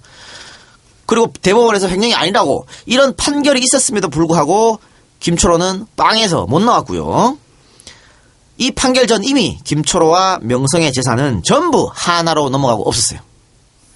김초로가 제공한 담보는 상업은행이 전부 몰수했고 상업은행은 법정 관리 신청을 해가지고 경영권을 획득한 뒤에 임의로 상호를 정아로 변경하고 하나를 인수사로 선정했던 것입니다. 하나한테 몰아주기 위해서. 하나가 나타났네요. 그렇죠. 다 이렇게 벌써 미리 사바사바가 된 거예요. 오늘날 요즘에 사건 있는 얘기들하고 비슷한 것들이 되게 많이 나오네. 민정수석, 원펀치 스리강냉이, 뭐 구타의 달인, 복싱. 네, 여기까지 듣고 광고 듣고 와서 계속 이어나가도록 하겠습니다. 요즘 스마트폰 게임들이 재미가 없다. 고스톱, 포카 다 좋은데 한 판 한 판 칠 때마다 너무 오래 걸린다. 좀 더 스피드 있게 진행되는 게임은 없을까? 그래서 출시했습니다. 도신 섰다. 안녕하세요 청취자 여러분, 작스게임입니다. 이번에 저희 회사에서 출시한 도신 섰다 게임을 소개합니다. 저희 게임은 간단한 룰, 빠른 진행의 섰다를 온라인으로 만든 성인용 화투 게임입니다. 특히 EJ 청취자분들을 위해 이벤트를 진행합니다. 쿠폰 입력 코드에 EEJ라고 입력하시면 3만원 상당의 아이템을 무료로 지급해드리니 많은 다운로드 부탁드립니다. 같은 EJ 조합원이 만든 게임인데 구글 서버 트래픽 폭풍 한번 시원하게 쏴주세요. 지금 구글 플레이 스토어에서 도신 섰다를 검색하셔서 다운로드를 받아주세요. 감사합니다. 아이폰 런칭은 준비 중이며 미성년자는 다운로드가 불가한 게임입니다. 즐거운 줄넘기 JJR. 동생아, 오빠가 JJR 줄넘기 갖고 있는데 우리 동생 줄넘기 해보지 않을래? 난 아직 어려서 아무 줄넘기나 하면 안 돼. 안전이 제일 우선이라고. 모르는 말씀. 할아버지께서 말씀하셨지. JJR 줄넘기는 어린이 제품 공통 안전 기준에 준하여 KC 마크를 획득하여 안전하며 5건의 특허를 비롯해 총 11건의 지적 재산권을 보유한 순수 국내 기술의 줄넘기. 어때? 이래도 안 해보겠니? 우와, 정말 좋다. JJR 줄넘기라면 나도 할 수 있겠어. 어머니, 자세한 사항은 네이버에 JJR 줄넘기를 검색해보세요. JJR 줄넘기는 온라인, 홈플러스, 힘스클럽, 체육사, 문구사에서 만나보실 수 있습니다. 네, 이번 광고 JJR 줄넘기 예전에 한번 했었죠. 예. 예전에 한번 했었는데 다시 저희한테 광고를 하셨습니다. JJR 줄넘기 포털에서 한번 검색해보시고 요즘에 다이어트 선택이 아니라 필수다. 그런 말씀을 드리면서 나도 못 빼고 있는 척. 근데 단순히 우리는 다이어트를 살을 뺀다고 생각하잖아요. 다이어트는 몸의 밸런스를 맞추는 거예요. 개새끼야, 니나 먼저 빼. 그 뱃살 어쩔 거야. 그러니까 말이야. 오늘 술 떼면 안 될 것 같아. 제가 좀 말라 보이지만 제가 전부 다 이게 살들이 배로 몰려있기 때문에 저 같은 사람이 다이어트를 해야 근데 우리는 이제 진짜 그 중년의 나이인가 봐. 살이 안 빠져. 예. 안 빠져 진짜. 그리고 정말 빨리 피로하고 뭐 자도 쉽게 피로가 풀리지도 않고 운동을 나름대로 전 하잖아요. 뭐 일주일에 적어도 2회 이상 수영을 하는데 이게 피로가 수영하니까 더 쌓이는 것 같아. 40대 이후는 죽어가는 세포인가? 그런가 봐. 전 그렇게 봐요. 아니 나도 요즘 PT 하잖아. 네. 안 빠져요. 내가 볼 때는 한 35 이후로 꺾였다고 봐야 돼, 우리. 죽음을 향해 달려가고 있는 거야. 오늘 왜 자꾸 우울한 얘기만 하고 지랄들이야. JJR 줄넘기 많이 이용 부탁입니다. 가까운 체육사. 줄넘기 열심히 하자. 홈플러스 이런 데서 살 수 있다고 하니까. 뭐 인터넷에서 살 수 있겠죠. 많이 이용해주세요. 저녁에 시원할 때 목이 쫓으면서 줄넘기 휙휙 돌리시면. 우리 집 옆이 그게 있어요. 저기 동부간선로로 있는 옆에. 중랑천 있으니까 그런 데서 줄넘기를 이제 열심히 한번 해보겠습니다. 네. 우리 방송 다시 돌아갑시다. 당시 떠돌던 소문 중에 하나였던 명성 자금의 배후에는 통일교가 있다라는 것은 사실이 아닌 것으로 확인됐고. 그건 뭐 언론에서 굉장히 많이 팠지만은 아닌 걸로. 그리고 통일교에서도 수제 전두환 배우에 통일교가 있었다고 이해가 된다. 통일교에서 뭘 했냐면 아니 우리도 사업하는데 우리가 돈 더 많아. 통일 일화 맥콜 그대여 내 손잡아 맥콜. 아니 우리도 사업하는데 굳이 우리가 왜 우리 굳이 김초를 이용해? 이래 된 거야. 그래서 아니야 그거 이렇게 된 거고. 또 다른 소문이었던 김철호는 상업은행의 김동겸을 속이고 이용한 철저한 사기꾼이다 라는 내용의 진위를 확인해 보도록 하겠습니다. 네, 이것도 똑같하게 설명한 내용입니다. 국세청은 명성관광 대표 신명진이 상업은행 해화동 지점에서 1979년 4월 7일 개설한 계좌의 거래량이 초기에는 미미하다 갑자기 커진 것과 관련해서 이 지점 김동경 대리의 부인 심학자가 명성관광과 남태평양 레저타운의 주주이자 감사로 임명된 점을 수상히 여기고 정밀 조사를 했다. 결국 김동겸은 국세청 조사요원에게 수기통장 발행 방법으로 자신이 몸담고 있던 상업은행을 통해 많은 자금을 명성에 빌려준 사실을 시인을 했고 그 금액이 1066억 원에 달하는 것으로 밝혀졌다. 이게 1066억 중에요. 원금은 512억밖에 안 돼. 이자가 554억이야. 말 그대로 배보다 배꼽이 더 큰 거지. 이자가 더 많아요. 즉 김동겸은 은행에 또 다른 은행을 설립하고 윗선의 보고 없이 고객 돈으로 명성을 상대로 사채 놀이를 했던 것입니다. 이 문제가 과연 1조 원이 넘는 자산을 가지고 있었던 명성을 공중분해시킬 만큼 잘못된 행동이었을까? 이 문제에 관해 독고탁은 다음과 같이 설명을 하고 있습니다. 당시 명성은 양평 올림픽 레저타운 590만 평, 설악 레저타운 110만 평, 용인 컨트리클럽 70만 평 등 제주에서 설악계에 이르기까지 관광명소 15군데와 장차 해양관광 시대를 겨냥해 동해안 화진포, 속초, 울릉도, 남해 한려수도, 부산 수영만, 통영, 여수, 검은도, 흑일도, 서해 무창포, 천리포, 남양 등 10개 정도의 지역에 관광 레저타운 부지 2천여만 평에 달하는 부동산을 보유하고 있었다. 국세청에서 장기간에 걸친 대대적인 세무사찰 결과 명성 보유 부동산의 미래 가치만 공인해준 결과가 됐고 결국 세금 탈루 추징금 17억 원 징수 처벌로 결론 짓게 되는데 이게 1차 세무사찰이었다. 이후 1년에 걸쳐 안기부와 보안대 요원들의 감시와 공작이 이어지고 제1금융권과의 거래가 힘들어지자 자사 보유 부동산을 담보로 제2금융권이나 사채에 의존할 수밖에 없게 된다. 1993년 12월 경제정의실천시민연합과 부정부패 추방운동본부에서 공동으로 조사한 명성사건 조사 보고서를 보면 국세청의 조사 결과 발표에서 사채가 김철호 개인 구자로 입금됐다며 개인을 과세 대상자로 지목했으나 시민연합에서 조사한 바에 따르면 사채자금이 수수된 은행 계좌는 명성그룹 산하 각 법인사의 은행 거래 구좌가 확실하다는 점과 그 구좌를 통하여 산하 그룹들의 수익금과 거래대금이 입출금되는 정상 거래 구좌임을 밝혀주고 있는 것이다.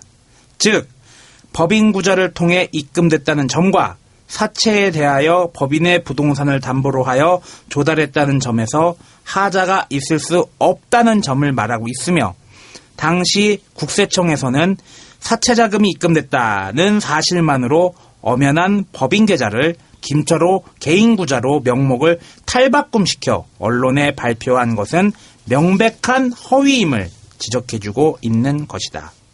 즉, 자연인과 법인을 구분하지 못하고 혼동한다는 것은 근본적으로 은행 구좌에 대한 기본 상식조차도 왜곡시키는 것이며, 법인 구좌와 개인 구좌를 혼동하는 것은 자연인과 법 인격을 구분하는 기본적인 체계를 무시하는 처사라는 점을 보고서에서 명시하고 있다.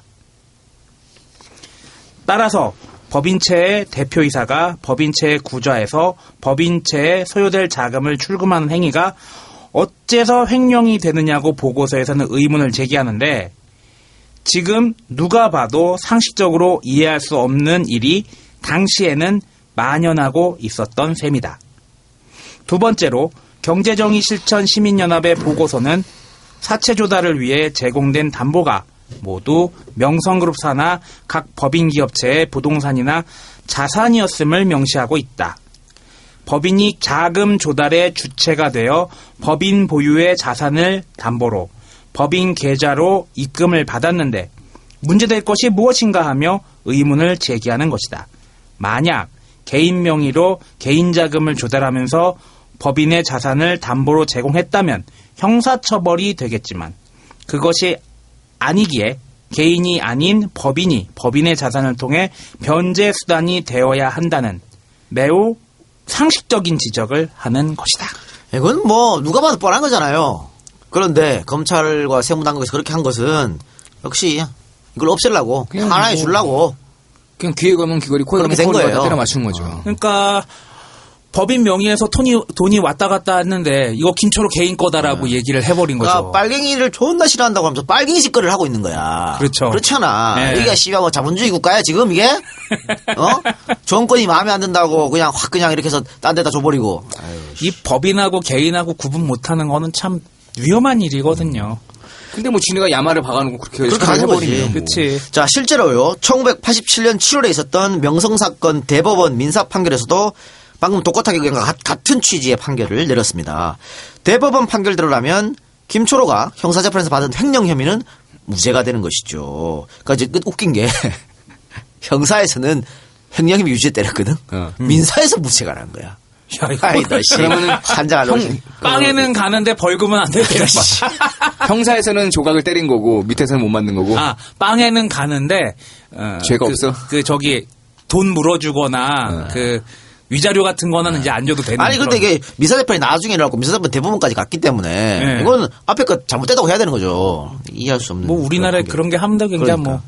뭐 의원 공천도 못 받았는데 대법원에서 무죄 받기도 하고 다 그러잖아요. 그렇죠. 네. 그러니까 방금 살펴본 바대로 명성 사건에서는 기업이 자금을 융통할 목적으로 사채를 쓴 게 과연 한 그룹을 없애버릴 수 있는 그런 잘못이냐? 아니 사채 안 쓴 사람이 어디 있어? 대한민국 재벌 중에서 나와보라 그래. 하나도 다 썼어요 다. 재벌이 사채를 쓰든지 달러 빚을 내든지 그거 뭔 상관이야? 아니 그러니까 저기 박정희 정권 때 삼성부터 시작해서 전부 사채 썼잖아. 그렇지. 그래서 사채 동결해버리고. 그 사채 동결하고 주지마한 거 아니야. 그래서 니나노하고. 그러면은 그때도 삼성도 다 없애고 다 지랄하지 왜? 그 자세한 얘기는 저희 신간에. 아니 책에서 안 다룬 내용을 방송에서 자세히 한다더니. 자, 명성 사건은 결론은 이런 거죠. 권력의 의지로 한 기업을 공중분해시키고 그 분해된 기업의 모든 자산을 다른 특정 기업이 특혜로 받아가지고 그 대가로 정치 자금을 권력자에 건넨 대표적인 정경유착 사건이다. 이렇게 볼 수 있는 것입니다. 실제로 명성을 헐값에 넘겨받은 하나는 명성 인수 전에 명성의 주력 사업인 레저, 여가 사업을 한 번도 해본 적이 없습니다. 뭐 화약이나 만들고. 그럼 화약이나 만들 줄 알았지. 그때 당시 빙그레는 한화그룹 산하였나? 그렇죠. 그러니까 그럼 애들 아이스크림이나 팔고 빙그레 우유 뭐 만들었겠죠. 자, 이렇처럼 명성이 공중분해된 원인과 과정은 전혀 이해할 수 없다는 것이죠. 근데 더 웃긴 거는 하나가 이를 인수하는 과정은 더 코미디야. 한번 살펴봅시다. 1989년 3월 11일 제13대 국회 권력형 비리조사 특별위원회 부실기업조사 2차 위원회. 민주당 김동주 의원도 사실은 청문회 때 하락 맹하락 한 사람인데. 증인 위증하지 마세요. 통통하고. 네. 자, 김동주 위원과 한국상업은행 서무부장 김일떡 씨 간의 대화를 살펴봅시다. 한국화약이 명성그룹을 인수하면서 결과적으로 돈 20억 원을 계약금으로 내고 대출은 김철호 씨 소유 명성재산을 담보로 얼마를 받았습니까? 명성 물건을 담보하고 인수성사의 보증으로 300억이 대출되어 있습니다. 그러니까 결국 이 한국화약이 김철호 씨 재산을 담보로 이 300억 원을 이용하고 있다고 봐도 되겠네요. 그 대출한 돈은 한국화약이 쓰는 돈은 아니고요. 명성그룹의 시설과 운용 자금에만 쓰고 있습니다. 아니 그러니까 그 돈을 한국화약이 가져가서 자기가 쓴 것이 아니라 결국 돈 20억 내놓고 자기 회사의 공신력과 담보를 가지고 움직이고 있다는 결론 아닙니까? 예. 제가 교도소에 가서 김철호 씨를 만나고 왔는데 그 사람 주장은 자기가 일시불로 갚겠다는 것입니다. 법정 관리만 바뀌면 바로 돌릴 수 있죠? 한국화약이 이런 사업을 해본 경험이 있습니까? 내 말은 경제 질서를 혼란시키고 위반한 것에 대해서는 징역을 살아야 되고 도의적인 책임을 져야 되지만 정치적인 재판에 의해서 15년 징역을 살고 있는데 법정 관리면 은행도 돈을 늦게 받게 됩니다. 그러면 은행 돈 빨리 갚으면 법정 관리인이 언제든지 꽂을 수 있지 않습니까? 그러니까 김철호가 내가 크게 그거 문제된 거 이랬는데 그걸 안 하고 있는 거지. 그러니까 은행은 갚으면 자기도 좋은 거 아니야? 그런데 안 하고 하나가 와갖고 20억 주는데 그걸 담보로 해가지고 엄청나게도 돈을 빌려주고 있으니까 이상한 거지. 누가 봐도 이상한 거잖아요. 계속 청문회 김일떡의 답을 이야기해 보겠습니다. 그 문제는 일단 저희 은행하고 한국화약 측하고의 인수에 관한 본 계약이 체결된 상태에 있습니다. 얼마에 팔았습니까? 1147억 원으로 부채를 인수해주는 조건으로 본 계약이 체결됐습니다. 그래서 그 본 계약을 파기하기 전에는 그것은 어렵지 않나 생각됩니다. 남의 재산 가지고 은행에서 팔아먹습니까? 물론 법원의 판결을 받았다고는 하지만 법정 관리면 법정 관리가 정상화됐을 때 원래 소유자에게 돌려주는 것이 법정 관리의 입법 취지 아닙니까? 이걸 법도 없이 마음대로 합니까? 지금 엄청나게 상업은행이 실수했습니다. 명성이 상업은행을 통해 쓴 자금이 예금이 아니라 사채라는 판결이 나왔는데 왜 은행이 이런 짓을 합니까? 김철호 씨가 지금이라도 1147억에 대해서 한국화약보다도 더 좋은 조건으로 상환할 계획이 있으면 바꿔줘야 되지 않습니까? 남의 담보 가지고 남의 돈 내서 자기 회사를 운영하고 부동산은 10배 이상 오르고 아니 이래서야 되겠습니까? 이게 잘한 일입니까? 자, 5일 뒤 청문회가 다시 열립니다. 이 청문회에서는 김철호가 직접 증언돼 있었습니다. 1989년 3월 16일 제13대 국회 권력형 비리조사 특별위원회 부실기업 정리 관련 비리조사 청문회 다시 가봅시다. 자, 민주당의 최락도 의원. 이 최락도 오랜만에 듣네. 상업은행하고 한국화약하고 회사 인수 계약을 할 때 실세를 하지 않습니까? 그런데 상업은행 측에서는 자산은 2026억으로 받고 부채를 1897억으로 봐서 자산이 부채보다 129억이 많은 것으로 평가를 했고 한국화약은 자산이 1211억, 부채가 3516억으로 봐서 2305억 원이 오히려 부채가 더 많은 것으로 평가를 했습니다. 알고 계십니까? 알고 있습니다. 그러니까 실제로는 명성에서는 부채가 612억 원이 아니라 오히려 자산은 조그맣게 평가를 하고 부채는 더 많은 것으로 과대 계산을 해 가지고 숫자를 맞춰서 결국은 현재 시가보다 훨씬 비싼 것을 한국화약 쪽에서 싸게 평가해서 가져갔다. 이렇게 주장하십니까? 그렇습니다. 상업은행의 의뢰에 대해서 토지의 1250만 평의 감정 가격을 85년 11월 19일자로 624억 원으로 평가한 바가 있습니다.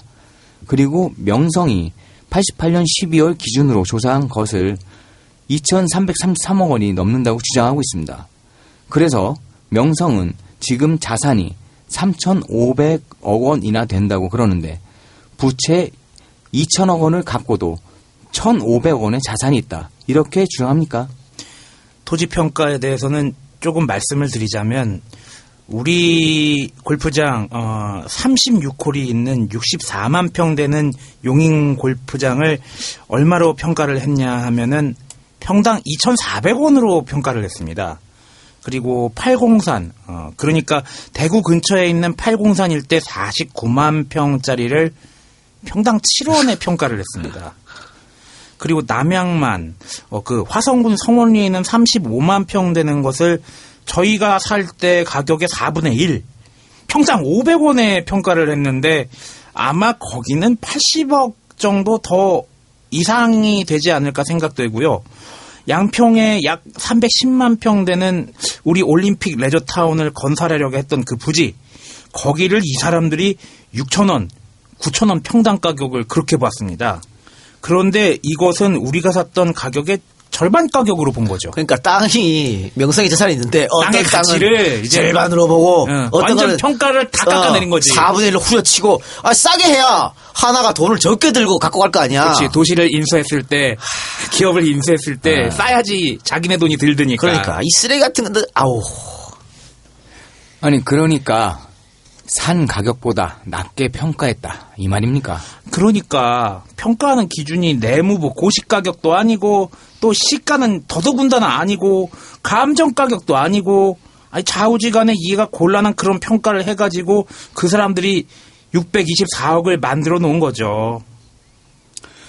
그런데 이 상업은행에서 이 말하자면 김철호 증인의 주식을 담보 물건을 갖다가 주주권 행사를 했는데 그때 명성을 팔려면 이것을 누가 사겠느냐? 이 돈을 얼마 내겠느냐?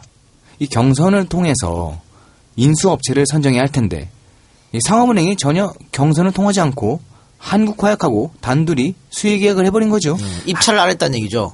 수의계약. 계속 김철호 얘기로 가보겠습니다. 그러니까 이 한국화약이 등장하기 전에 다른 관리인이 처음에 왔던 때가 있습니다. 박정희라는 관리자인데요. 85년 12월 28일까지 했고요. 그 다음에 이제 이쪽 한국화약으로 넘어오게 됐는데 자산 평가가 적어도 한 3단계 내지 4단계로 조작이 됐다고 저는 생각하고 있습니다. 그 되는 과정에서 경선이라기보다는 마땅히 은행이 취해야 할 태도는 빚을 성실히 갚고 그리고 법정 관리에 들어가 있는 기업을 회생시키려는 그런 거여야 되는데 그런 의사가 아니고 한국상업은행으로서도 어떻게 하지 못하는 그런 인수자가 등장했다. 저는 이렇게밖에 생각할 수가 없습니다. 은행이 어쩔 수 없었을 것이다. 그렇지. 은행도 어떻게 할 수 없는 거물이 들어왔다. 그렇지. 바로 그 뜻이죠. 거물을 뒷배에 두고 있는 그런 기업이 들어왔다. 그러니까 경선에 의하지 않고 한국화약을 딱 지명해서 한국화약과 수의 계약을 한 것은 한국화약과 한국상업은행 간에 하고 싶어서라기보다도 어떤 작용에 의해서 단일 업체가 등장했을 것이다. 이렇게 본단 말이죠. 아니 터무니없는 평가를 하고 달려드는 한국화약을 만날 수 있었다는 것은 은행 생리로는 도저히 납득이 안 가는 것이죠. 그렇죠. 왜냐하면 은행에서는 어쨌든 김철호와 명성의 재산 담보로 내가 은행 상업은행에서 잡았잖아. 그러면 이 재산이 상업은행 건데 많이 쳐주는 새끼한테 팔아야지. 적게 쳐주는 새끼한테 판 거지. 그 미친놈이지. 감정원 가격도 아니고 공시지가도 아니고 이상한 평가를. 그게 바로 배임이야. 그렇죠. 회사에 손해를 끼친 배임. 예. 그런데 그 짓을 얘들이 한 거예요. 넥슨이랑 정말 비슷하다. 아 넥슨도 그랬네요. 다시 가보겠습니다. 청문회장. 은행에서는 더 많이 줄 사람도 있는데 이 말하자면 형편없이 평가해가지고 싸게 먹으려고 하는 사람을 줬다 이 말이죠. 그렇습니다. 네, 이렇습니다. 이게 한국화약이 명성그룹을 먹은 전모입니다. 참 쉽다. 지금 한화의 모양새는 이거야? 참 쉬워. 이러면 돈 벌지. 어떤 놈이 와도 이렇게 하면 돈 벌지. 이래서 재벌들이 쉽게 되는 거예요. 근데 이것만 그렇겠습니까? 대한민국 재벌이 돈 버는 건 다 이런 거야. 특혜, 와이로, 정경유착, 다 이런 겁니다. 다. 하나라도 안 그런 기업이 있어? 유한양행 정도? 없어요. 다 이런 식으로 재벌됐어. 뭐 옛날에 그런 얘기도 있었잖아요. 어디 뭐 하이패스 선정할 때인가? 특정 업체가 들어가려고 그러니까 나머지 업체께 기계가 안 되더래요. 체크가 안 되더래요. 가보니까는 그 메인 업체에서 저 끝자락에 앉아가지고 전파방해기로 막. 그 삼성 아니야. 아직도 그러고 있잖아. 그런 썰이 있었다는 뭐 얘기가 있었죠. 썰이라고 진짜로 그랬어요. 빨리 건영이 죽어야 삼성 특집을 할 텐데. 살았니 죽었니. 나보다 더 오래 사시는 거 아니야? 그럴 수 있을 것 같은데. 신이 되는 거야? 아니 어차피 이거 꼬꼬만 계시면 뭐 계속 사시는 거지 뭐. 표현이 근데 야 꼬꼬만 계시는 이게 뭐야? 나보다 더 오래 사실 것 같은데. 야. 그래요. 근데 이렇게 해가지고 부동산 가치만 4천억 원. 전 자산 시세는 1조 원이 넘었다는 명성. 이 명성은 정말 헐값에 하나로 넘어갔습니다. 하나는 단 20억 원의 계약금. 야, 씨발, 진짜 양아치다, 이 새끼들. 20억 원의 계약금을 걸고. 야, 니도 살 수 있겠다. 명성 부채 1127억 원을 8년 거치 12년 분할 상환. 정말 파격 조건이지. 야, 이거 누가 뭐 사냐, 진짜. 야, 이거 날로 먹는 거 아니야. 야, 20억 갖고 가가지고. 명성 거 전국에 있는 명성 재산을 다 받았잖아. 받았어. 그래서 그때부터 돈 벌면 되잖아. 벌고 거기서 계속 물면 돼. 돈 벌어가지고 1127억 8년 거치 8년 동안은 원금 안 줘. 이자만 주면 돼. 그런데 전국에서 계속 하나 콘도 사람들 막 들어오잖아. 그 돈 계속 벌어. 골프장 사람들 회원권 막 갖고 가잖아. 네. 계속 벌어. 계속 벌어서 금고에 구억 쌓아놓고 12년 후에 또 그다음 12년 분할상환. 1년에 200억도 안 돼. 예? 1년에 한 180억 정도만 갚으면 돼. 이런 장사가 어디 있습니까? 이런 장사가. 이런 조건 나오면 살 겁니까? 바로 콜이지. 내가 달러빚을 내서 이거 하지 그러면. 내가 20억이 없으면 우리 EJ 200만 청취자들한테 사기쳐가지고 내가 20억 하지. 여러분들 나한테 투자하세요. 야, 이 주주도 같은 새끼야. 나한테 투자하시면 월 2%, 연 24% 돌려드리겠습니다. 주주도가 여기 있네. 내가 그렇게 해주지. 내가 말 못해 그렇게 하지. 그렇게 해서도 하죠. 이번에 우병우가 홍만표랑 짝짝꿍 해가지고 수임한 사건 있잖아요. 야, 우병우 씨발서 날로 먹었더만 이 새끼 또. 그러니까 도나도만 예. 양돈업체 양돈 다단계. 그 유사수지는 업계가 들어간 거 아니야. 네. 그런데요 재판에서 무죄 났어. 그래? 유사수지는 무죄 났어. 사기 무죄 났어. 났어? 그러니까 홍만표하고 우병우 힘이 얼마나 좋은지 빵 나오는 거지 여기서. 그래서 전관을 쓰는 거야. 그렇지. 걔네들이 사건을 맡으니까 무죄가 나는 거예요. 이제 대법원 판결만 남았거든. 네. 고등법원인가? 하여튼 1심인가 2심 무죄 났다고. 아니 근데 뉴스 보니까는 그 둘이 그거 몇 건 8건 하다가 웃긴 게 우병우가 날로 먹어가지고 틀어졌다며. 이게요. 아니 우병우가 틀어진 건 돈 얼마 안 줬다. 그러니까 홍만표가 많이 처먹고 네, 우병우 우병우 5천만 원 줬대야. 20몇 억 나와. 그 정도 그런 얘기가 있잖아. 근데 이거 지금 웃긴 게요. 검찰하고 우병우 지금 손발이 안 맞았어. 검찰에서 먼저 얘기를 했거든. 아니 우병우 수석 문제가 있어가지고 홍만표랑 쭉 불렀다. 이만희랑 쭉 불러가지고 해보니까 홍만표가 우병우랑 같이 일한 적이 없다 그러더라. 먼저.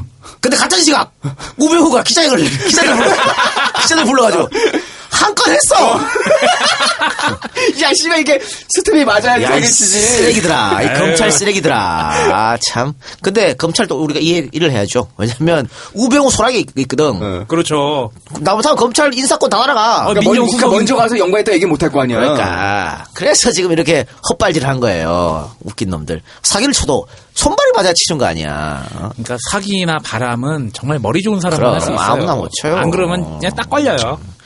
에휴, 쓰레기들. 하여튼 여러분들 명성콘도 열심히 아니지 하나콘도 하나 리조트지 이제. 예. 하나 리조트 열심히 이용하시고 골프 이런 역사가 치시고. 있습니다.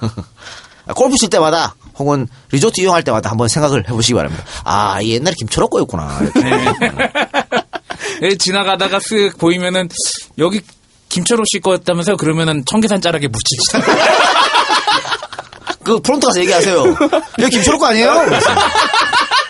근데 김철호가 우리님은 웃으면서 하지만 속이 안 뭉그러졌겠습니까? 아, 그럼요. 이거 통째로 다 뺏긴 거 자기 재산을. 응? 그럼요. 그래서 미리 앞을 봤잖아. 물론 김철호가 다 잘한 건 아닙니다. 아까 일부에서 얘기했지만 사적 일도 좀 있고요. 이 양반도 많은 그런 비리나 이런 것도 있죠. 공무원한테 뇌물 주고 그래가지고 뭐 자꾸 저런 거 따내고 이거 원래 부적합진데 합격받고 뭐 이런 거 있었어요. 그런 거 많죠. 이거 이 땅을 용도 변경을 한다든지 그런 게 굉장히 어려운데 이거 쉽게 해주십시오. 네. 그래야지 거기를 레저타운으로 짓고 거기 집도 그렇지. 짓고 뭐 상하수도라도 하나 놓으려면은. 그렇지. 거기 땅 전체가 다 이쁘겠어. 잡지도 들어있고 돌산도 들어있는데 이거 갖다 용도 변경 한 번 안 해준단 말이지. 그러니까 이 사람도 김철호도 비상식적이고 부도덕한 행위를 숱하게 합니다.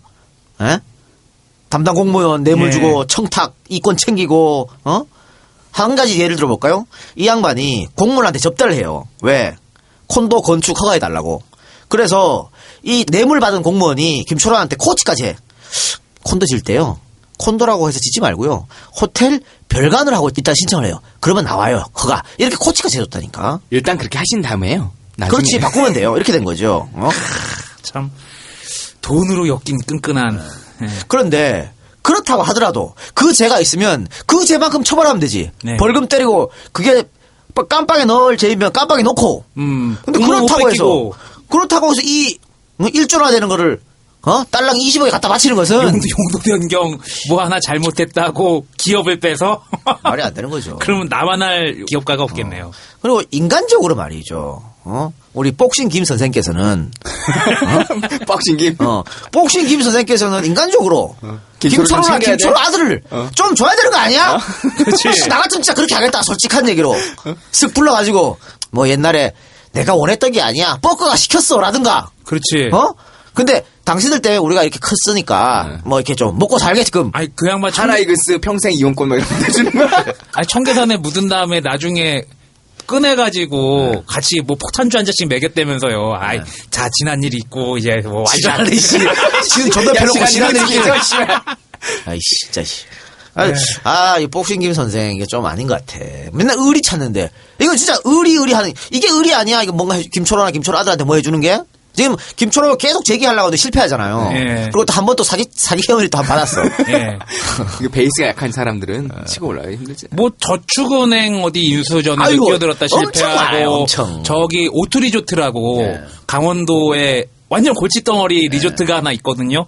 그것도 인수전에 뛰어들었다가 거기도 아마 실패했을 거예요. 영종도 개발에 하여튼 늘 여수도 한번 갔다 왔고 늘 뛰어들고 제기하지만 결국은 그 뒤 소식은 없는 그런 분인데 아마 김철호 씨 아들이 사업적으로 김철호 씨 닮았는 모양이더라고. 네. 근데 뭐 어쨌든 그래요. 저 복싱 김 선생님께서 한번 생각 좀 해보시기 바랍니다. 양심의 일말의 양심이. 그러니까 전략적 제휴 이런 거 말고 인간적인 제휴. 그러니까 인간적으로 좀 그래줘야 되는 아닌가. 휴머니티. 그러니까. 우리 언제 하나 특집을 한번 할까? 하나 특집 안 했죠. 하나 특집 안 했죠. 하나 특집 하기 전에 미리 잘 봐도 우리 청계산이 가까운지 어디가 가까운지. 아니, 우리는 좋아. 나는 그 복싱기에서 날 때려줬으면 좋겠어. 그래? 우리는 바로 들어놓거든. 깽값. 우리 고발 그런 거 없어. 고발 안 하고 돈으로 들어누워가지고 일단 진단서부터 끊어. 고발은 그 다음이야. 근데 합의 조용하게. 지금 우리 나이가 어디 무너지거나 뭉그러지면은 재생이 안 되는 나이예요. 나 지금 됐어. 나 지금 목에 저희 카침 맞은 저거처럼 이렇게 돼 있잖아요. 어차피 우리가 지금 열심히 살아서 뭐 하는 것보다 복싱 김 선생이 그 집 한 채 해주는 게 나아. 깽값 받는 게 나아. 한 방에 깽값 털고 그냥. 복싱 선생이 잘 생각하셔가지고 우리가 하나 특집을 이제 곧 할 테니까 Y로 준비해 놓으시라고. Y로나 아니면 깽값이나 둘 중에 하나 합시다. Y로나 글러브 준비하시면 돼요. 그럼 복싱 김 선생의 깽값이면 최소한 진접의 전세 하나 나오겠지. 우리 그때 성한종 리스트 막 터지고 할 때 각 그룹에 정보통애들 막 튀어났잖아요. 특히 하나. 그러니까 그 사람들 하는 일 이런 거거든. 아마 우리 방송 듣고 있으려고 갑자기 하나를 한다고 이 새끼들이. 광고 잘 만들었더라. 우리 두산 특집 했을 때 우리 예고했잖아요. Y로 주시기 바랍니다. 그런데 그 다음에 Y로 안 들어오고 그냥 두산 특집 해버리고 체계로 내버렸잖아. 그러니까 봤죠? Y로나 그런 거 없으면은 바로 책에도 쓰고 또 이렇게 방송에서 하겠다. 그리고 넌 청계산에 묻히고. 좋아. 제가 어느 날 안 보이면 청계산에 묻힌지 알기 바랍니다. 그래요. 어쨌든 이렇게 했던 것은 말 그대로 국가 폭력이죠. 이거. 국가의 폭거입니다. 명백합니다. 개인의 재산을 부당하게 몰수해가지고 또 다른 재벌에게 선물 주듯이 안기는 거. 그냥 안겼겠냔 말이야. 뭔가 가면 백으로 오는 게 있었겠지. 버크가 그 많은 돈을 어떻게 모았겠어요? 다 이런 식으로 모은 거 아니겠어요? 그러니까 이쪽 있을 수 없는 이 부당한 일이 1980년대 일어났는데 지금 우병우 사건 터지고 진경준 터지는 거 보니까 뭐 지금이랑 별반 금액적으로 차이가 좀 있고 지금은 이제 그 회사만 바뀌었지 IT로 바뀌었지 이제. 그러니까 좀 지금이랑 별반 다를 게 없는 것 같아요. 아니 뭐 대한항공 사건 같은 경우는 IT도 아니잖아. 그거는 그렇죠. 진경준이 해쳐온 거 보면 그렇죠. 야 근데 진경준 그것도 진짜 쓰레기더라고. 애들 코 묻은 돈으로. 그리고 진경준 같은 경우에 예전에 그 기차표 지가 그 4,000원 오버한 사람 실형 때렸죠? 6,000원짜리 기차표를 10,000원에 판 사람이 있었어요. 4,000원 이득 받잖아. 이거 부당이들이라 구속시켰어. 야, 니는 씨 얼마나 헤쳐먹었냐. 그리고 제네시스 달라 그랬잖아. 넥슨한테. 그래서 그 누리가 제네시스 정도밖에 안 줬어. 검소하다고. 근데 왜 제네시스를 줬냐면 검사잖아요. 외제차를 못 타. 그러니까 거길 타시는 최대치야. 그렇지. 국산 차지가 최대치 제네시스를 요구한 거야. 야, 이 양아치. 아유, 참. 갑자기 제네시스의 이지러버란 노래가 생각이 나네. 박누린 이지러버일까. 자, 오늘 1, 2부 방송 어때요? 마무리합시다.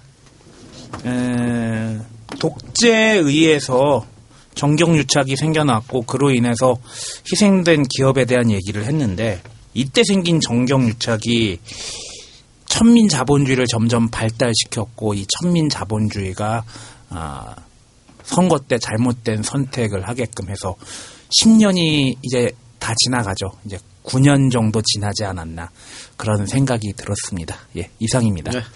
지하철 2호선을 오늘도 열심히 타고서 하루 종일 뺑뺑이 치면서 일하는 많은 분들 또 오후가 되면 땀 냄새가 날 겁니다. 그리고 우리 이제 휴가철이 다가옵니다. 이제 휴가도 못 가겠죠? 못 가시는 분들은 8.15 특별 사면 대상 후보자들의 명단을 몇 사람 불러드리겠습니다. 구본상 전 LIG 넥스원 부회장 사기, 김승현 하나그룹 회장 배임 횡령, 담철곤 오리온그룹 회장 횡령, 최재현 SK그룹 수석 부회장 횡령, 현재현 전 동양 회장 사기 배임 횡령, 강덕수 전 STX 회장 배임 횡령, 이재현 CJ그룹 회장 조세포탈 횡령, 이호진 전 태강그룹 회장 배임 횡령, 장세주 동국제강 회장 횡령 상습 도박, 조석재 효성그룹 회장 조세포탈 횡령.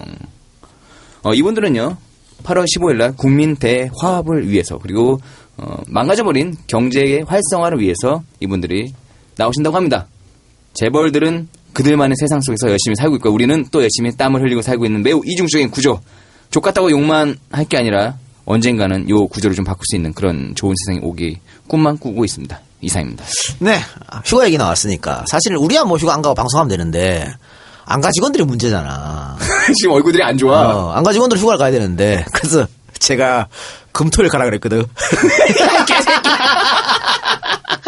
날 죽일라 그러더라고. 야, 금토일이 무슨 휴가야? 토요일이 원래 쉬잖아. 그래 금토일 가라 했더니 왜 죽일라 그러더라고. 아니 근데 월요일 방송 있지, 수요일 있지, 목요일 있지, 금요일 있지. 뭐 어떻게 해? 그래도 금요일 오전까지 방송하고 오후에 가라 했대. 그래서 내가 마음이 착한 이사장 아닙니까? 그러면 2번 가라.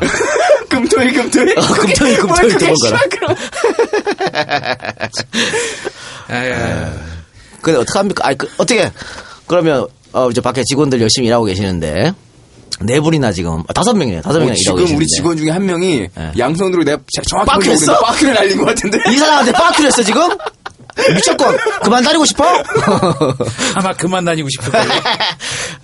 어떻게 그냥 한 주 빠지고 다 그냥 문 닫고 쉴까요? 뭐 그것도 방법일 수 있겠지. 그래 줍시다. 그럴까요? 근데 또 우리 팬들이 기다리시니까 방송을. 하여튼 뭐 생각해봅시다. 우리가 좀 시간을 다른 날짜 한번 내든가. 네. 그렇지? 네. 최소한 금토일 월은 갈 수 있도록. 아이고, 선심 쓰십니다. 야, 이 이사장님. 조삼모사. 조선보사요? 야, 대구에 비행장 옮겨주고 성게 싸도 주는 거랑 걔 뭔 차이가 있어? 아니, 우리 직장인들 보통 일주일 풀로 휴가 갑니까? 월요일부터 금요일까지? 아, 거기 끄덕끄덕 하시네. 아, 그러면. 이런 회사는 욕 존나 먹어요. 원래 토요일, 일요일도 출근하는 날인데 우리가 쉬게 해주는 거다. 이따구 소리 하는 사람들이 있거든요. 근데 우리는 방송이 참 골치 아프네. 그래, 하여튼 방송을, 근데 스케줄이 다 있기 때문에 옮기기가 쉽지 않아요. 또 우리 셋은 할 수 있지만은 또 다른 방송 스케줄 있잖아요. 그래서 참, 하여튼 고민해서, 한 3번으로 쪼개지 그러면. 8월 내내 금토일 갔다 와! 차라리 월차 제도를 만들어서 하루씩 쉬게 해줘요. 그게 낫겠네. 고민해서 안 가를 일주일간 문을 닫든지 어쨌든 그렇게 하도록 하겠습니다. 방송은 많이 쉬게 될 텐데 그래요. 재벌 문제는 심각한 게 재벌들이 변하지 않았다는 거거든요. 이번에 이재현 회장 건만 해도 이재현 회장 아프지. 아프죠. 아프지. 근데 아프다고 그가 했던 범죄가 용서가 되냐고요. 그러니까. 아픈 거하고 마치 내가 김일성하고 연좌제하고 구분 못한 것처럼 그런 과오를 범한 것처럼 이재현이 아픈 거하고 이재현이 저지른 잘못하고 구분을 못하면 안 된다는 거죠. 그렇죠. 예. 그리고 지금 재벌들이 전문 경영을 대한민국은 안 쓰잖아요. 예. 그래서 3세, 4세 쭉 내려오잖아. 오나리스크. 그래서 오너리스크 항상 조현아 이거 다 오너리스크 아니야. 야, 조현아가 그나마 좀 낫다며. 그러니까 오너 하나 때문에 주식 떨어져. 국가 이미지 실추해. 이런 것들이 한두 개입니까? 그러니까 능력 있는 사람들을 정말 CEO에 앉혀야 되는데 이거는 늘 그냥 오나 아들이니까 오나 딸이니까 써주는 아직도 그러고 있으니까 문제예요. 저는 삼성이 굉장히 걱정돼. 그렇죠. 이건희 아들 이재용이 지금까지 뭘 보여줬어? 이 삼성 봐요 어떻게 되는지. 뭐였죠? 그 오피스 바단가? 그 핸드폰 그 구동할 수 있는 안드로이드 비슷한 거 그것도 폭망했고. 그러니까. 아니 처음에 안드로이드 삼성한테 갖고 간 거 아니야? 예. 삼성이 그거 바로 펑 찼잖아. 가세요 그래가지고. 멍청하게. 그렇죠. 예전에 그 핸드폰 추억의 이름인데 뭐였더라 까먹었네. 옴니아? 네, 옴니아. 그리고 옴니아. 아이폰 같은 경우에도요. 우리나라에 엄청 늦게 들어왔어. 그런 그렇죠. 것들도 다 왜 그랬을 것 같아요? 삼성 때문에. 그거 들어오면 안 돼. 이렇게 압력 넣으니 이건 제 추측이에요. 확실한 건 아니고. 근데 요번에 이 핸드폰 얘기 나온 김에 요번에 김성애 건 때문에 삼성이 타격을 입지 않을까. 안드로이드 계열 폰들이 안드로이드 계열 폰들만 음성 통화가 녹음이 되잖아요.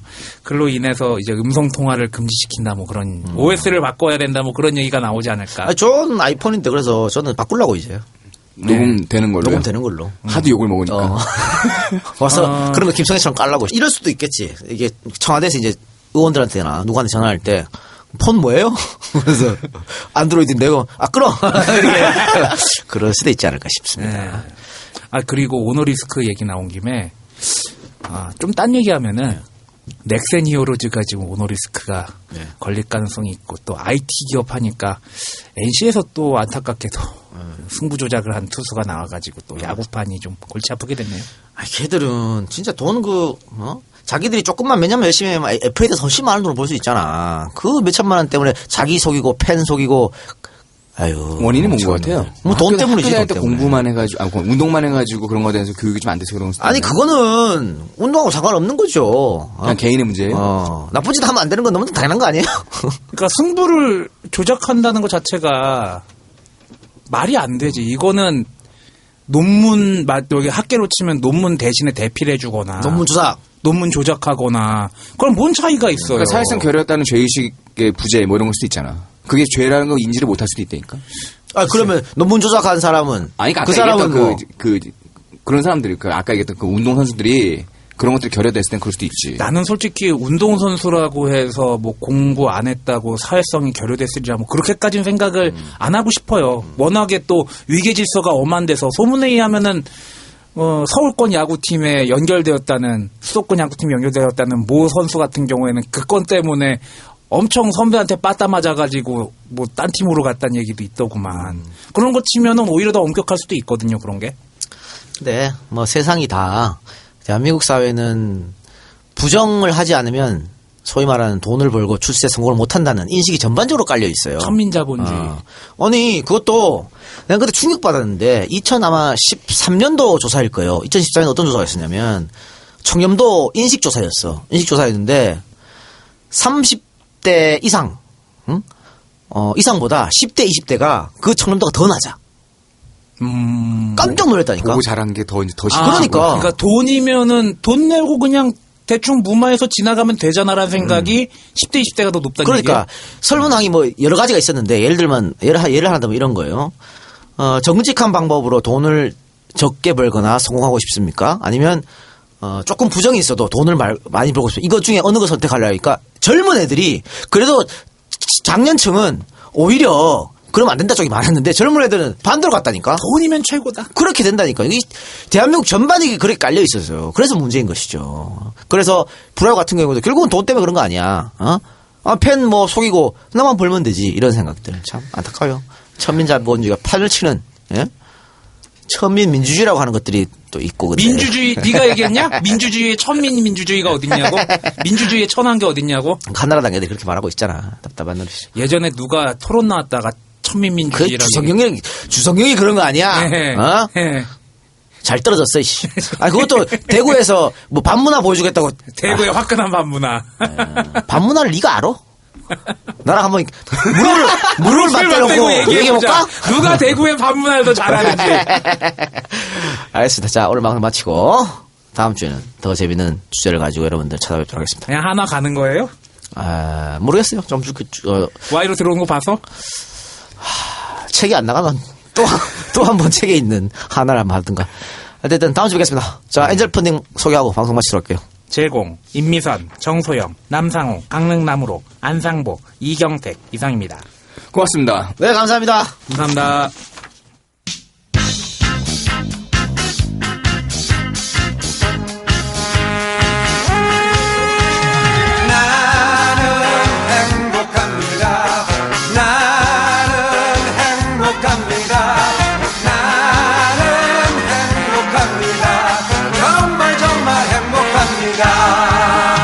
기다리던 오늘 그날이 왔어요. 즐거운 날이에요.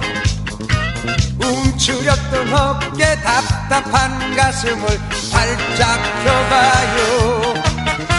가벼운 차림 다정한 옷들과 즐거운 마음으로 들과 산을 뛰며 노래를 불러요. 우리 모두 다 함께. 나는 행복합니다. 나는 행복합니다. 나는 행복합니다. 정말 정말 행복합니다.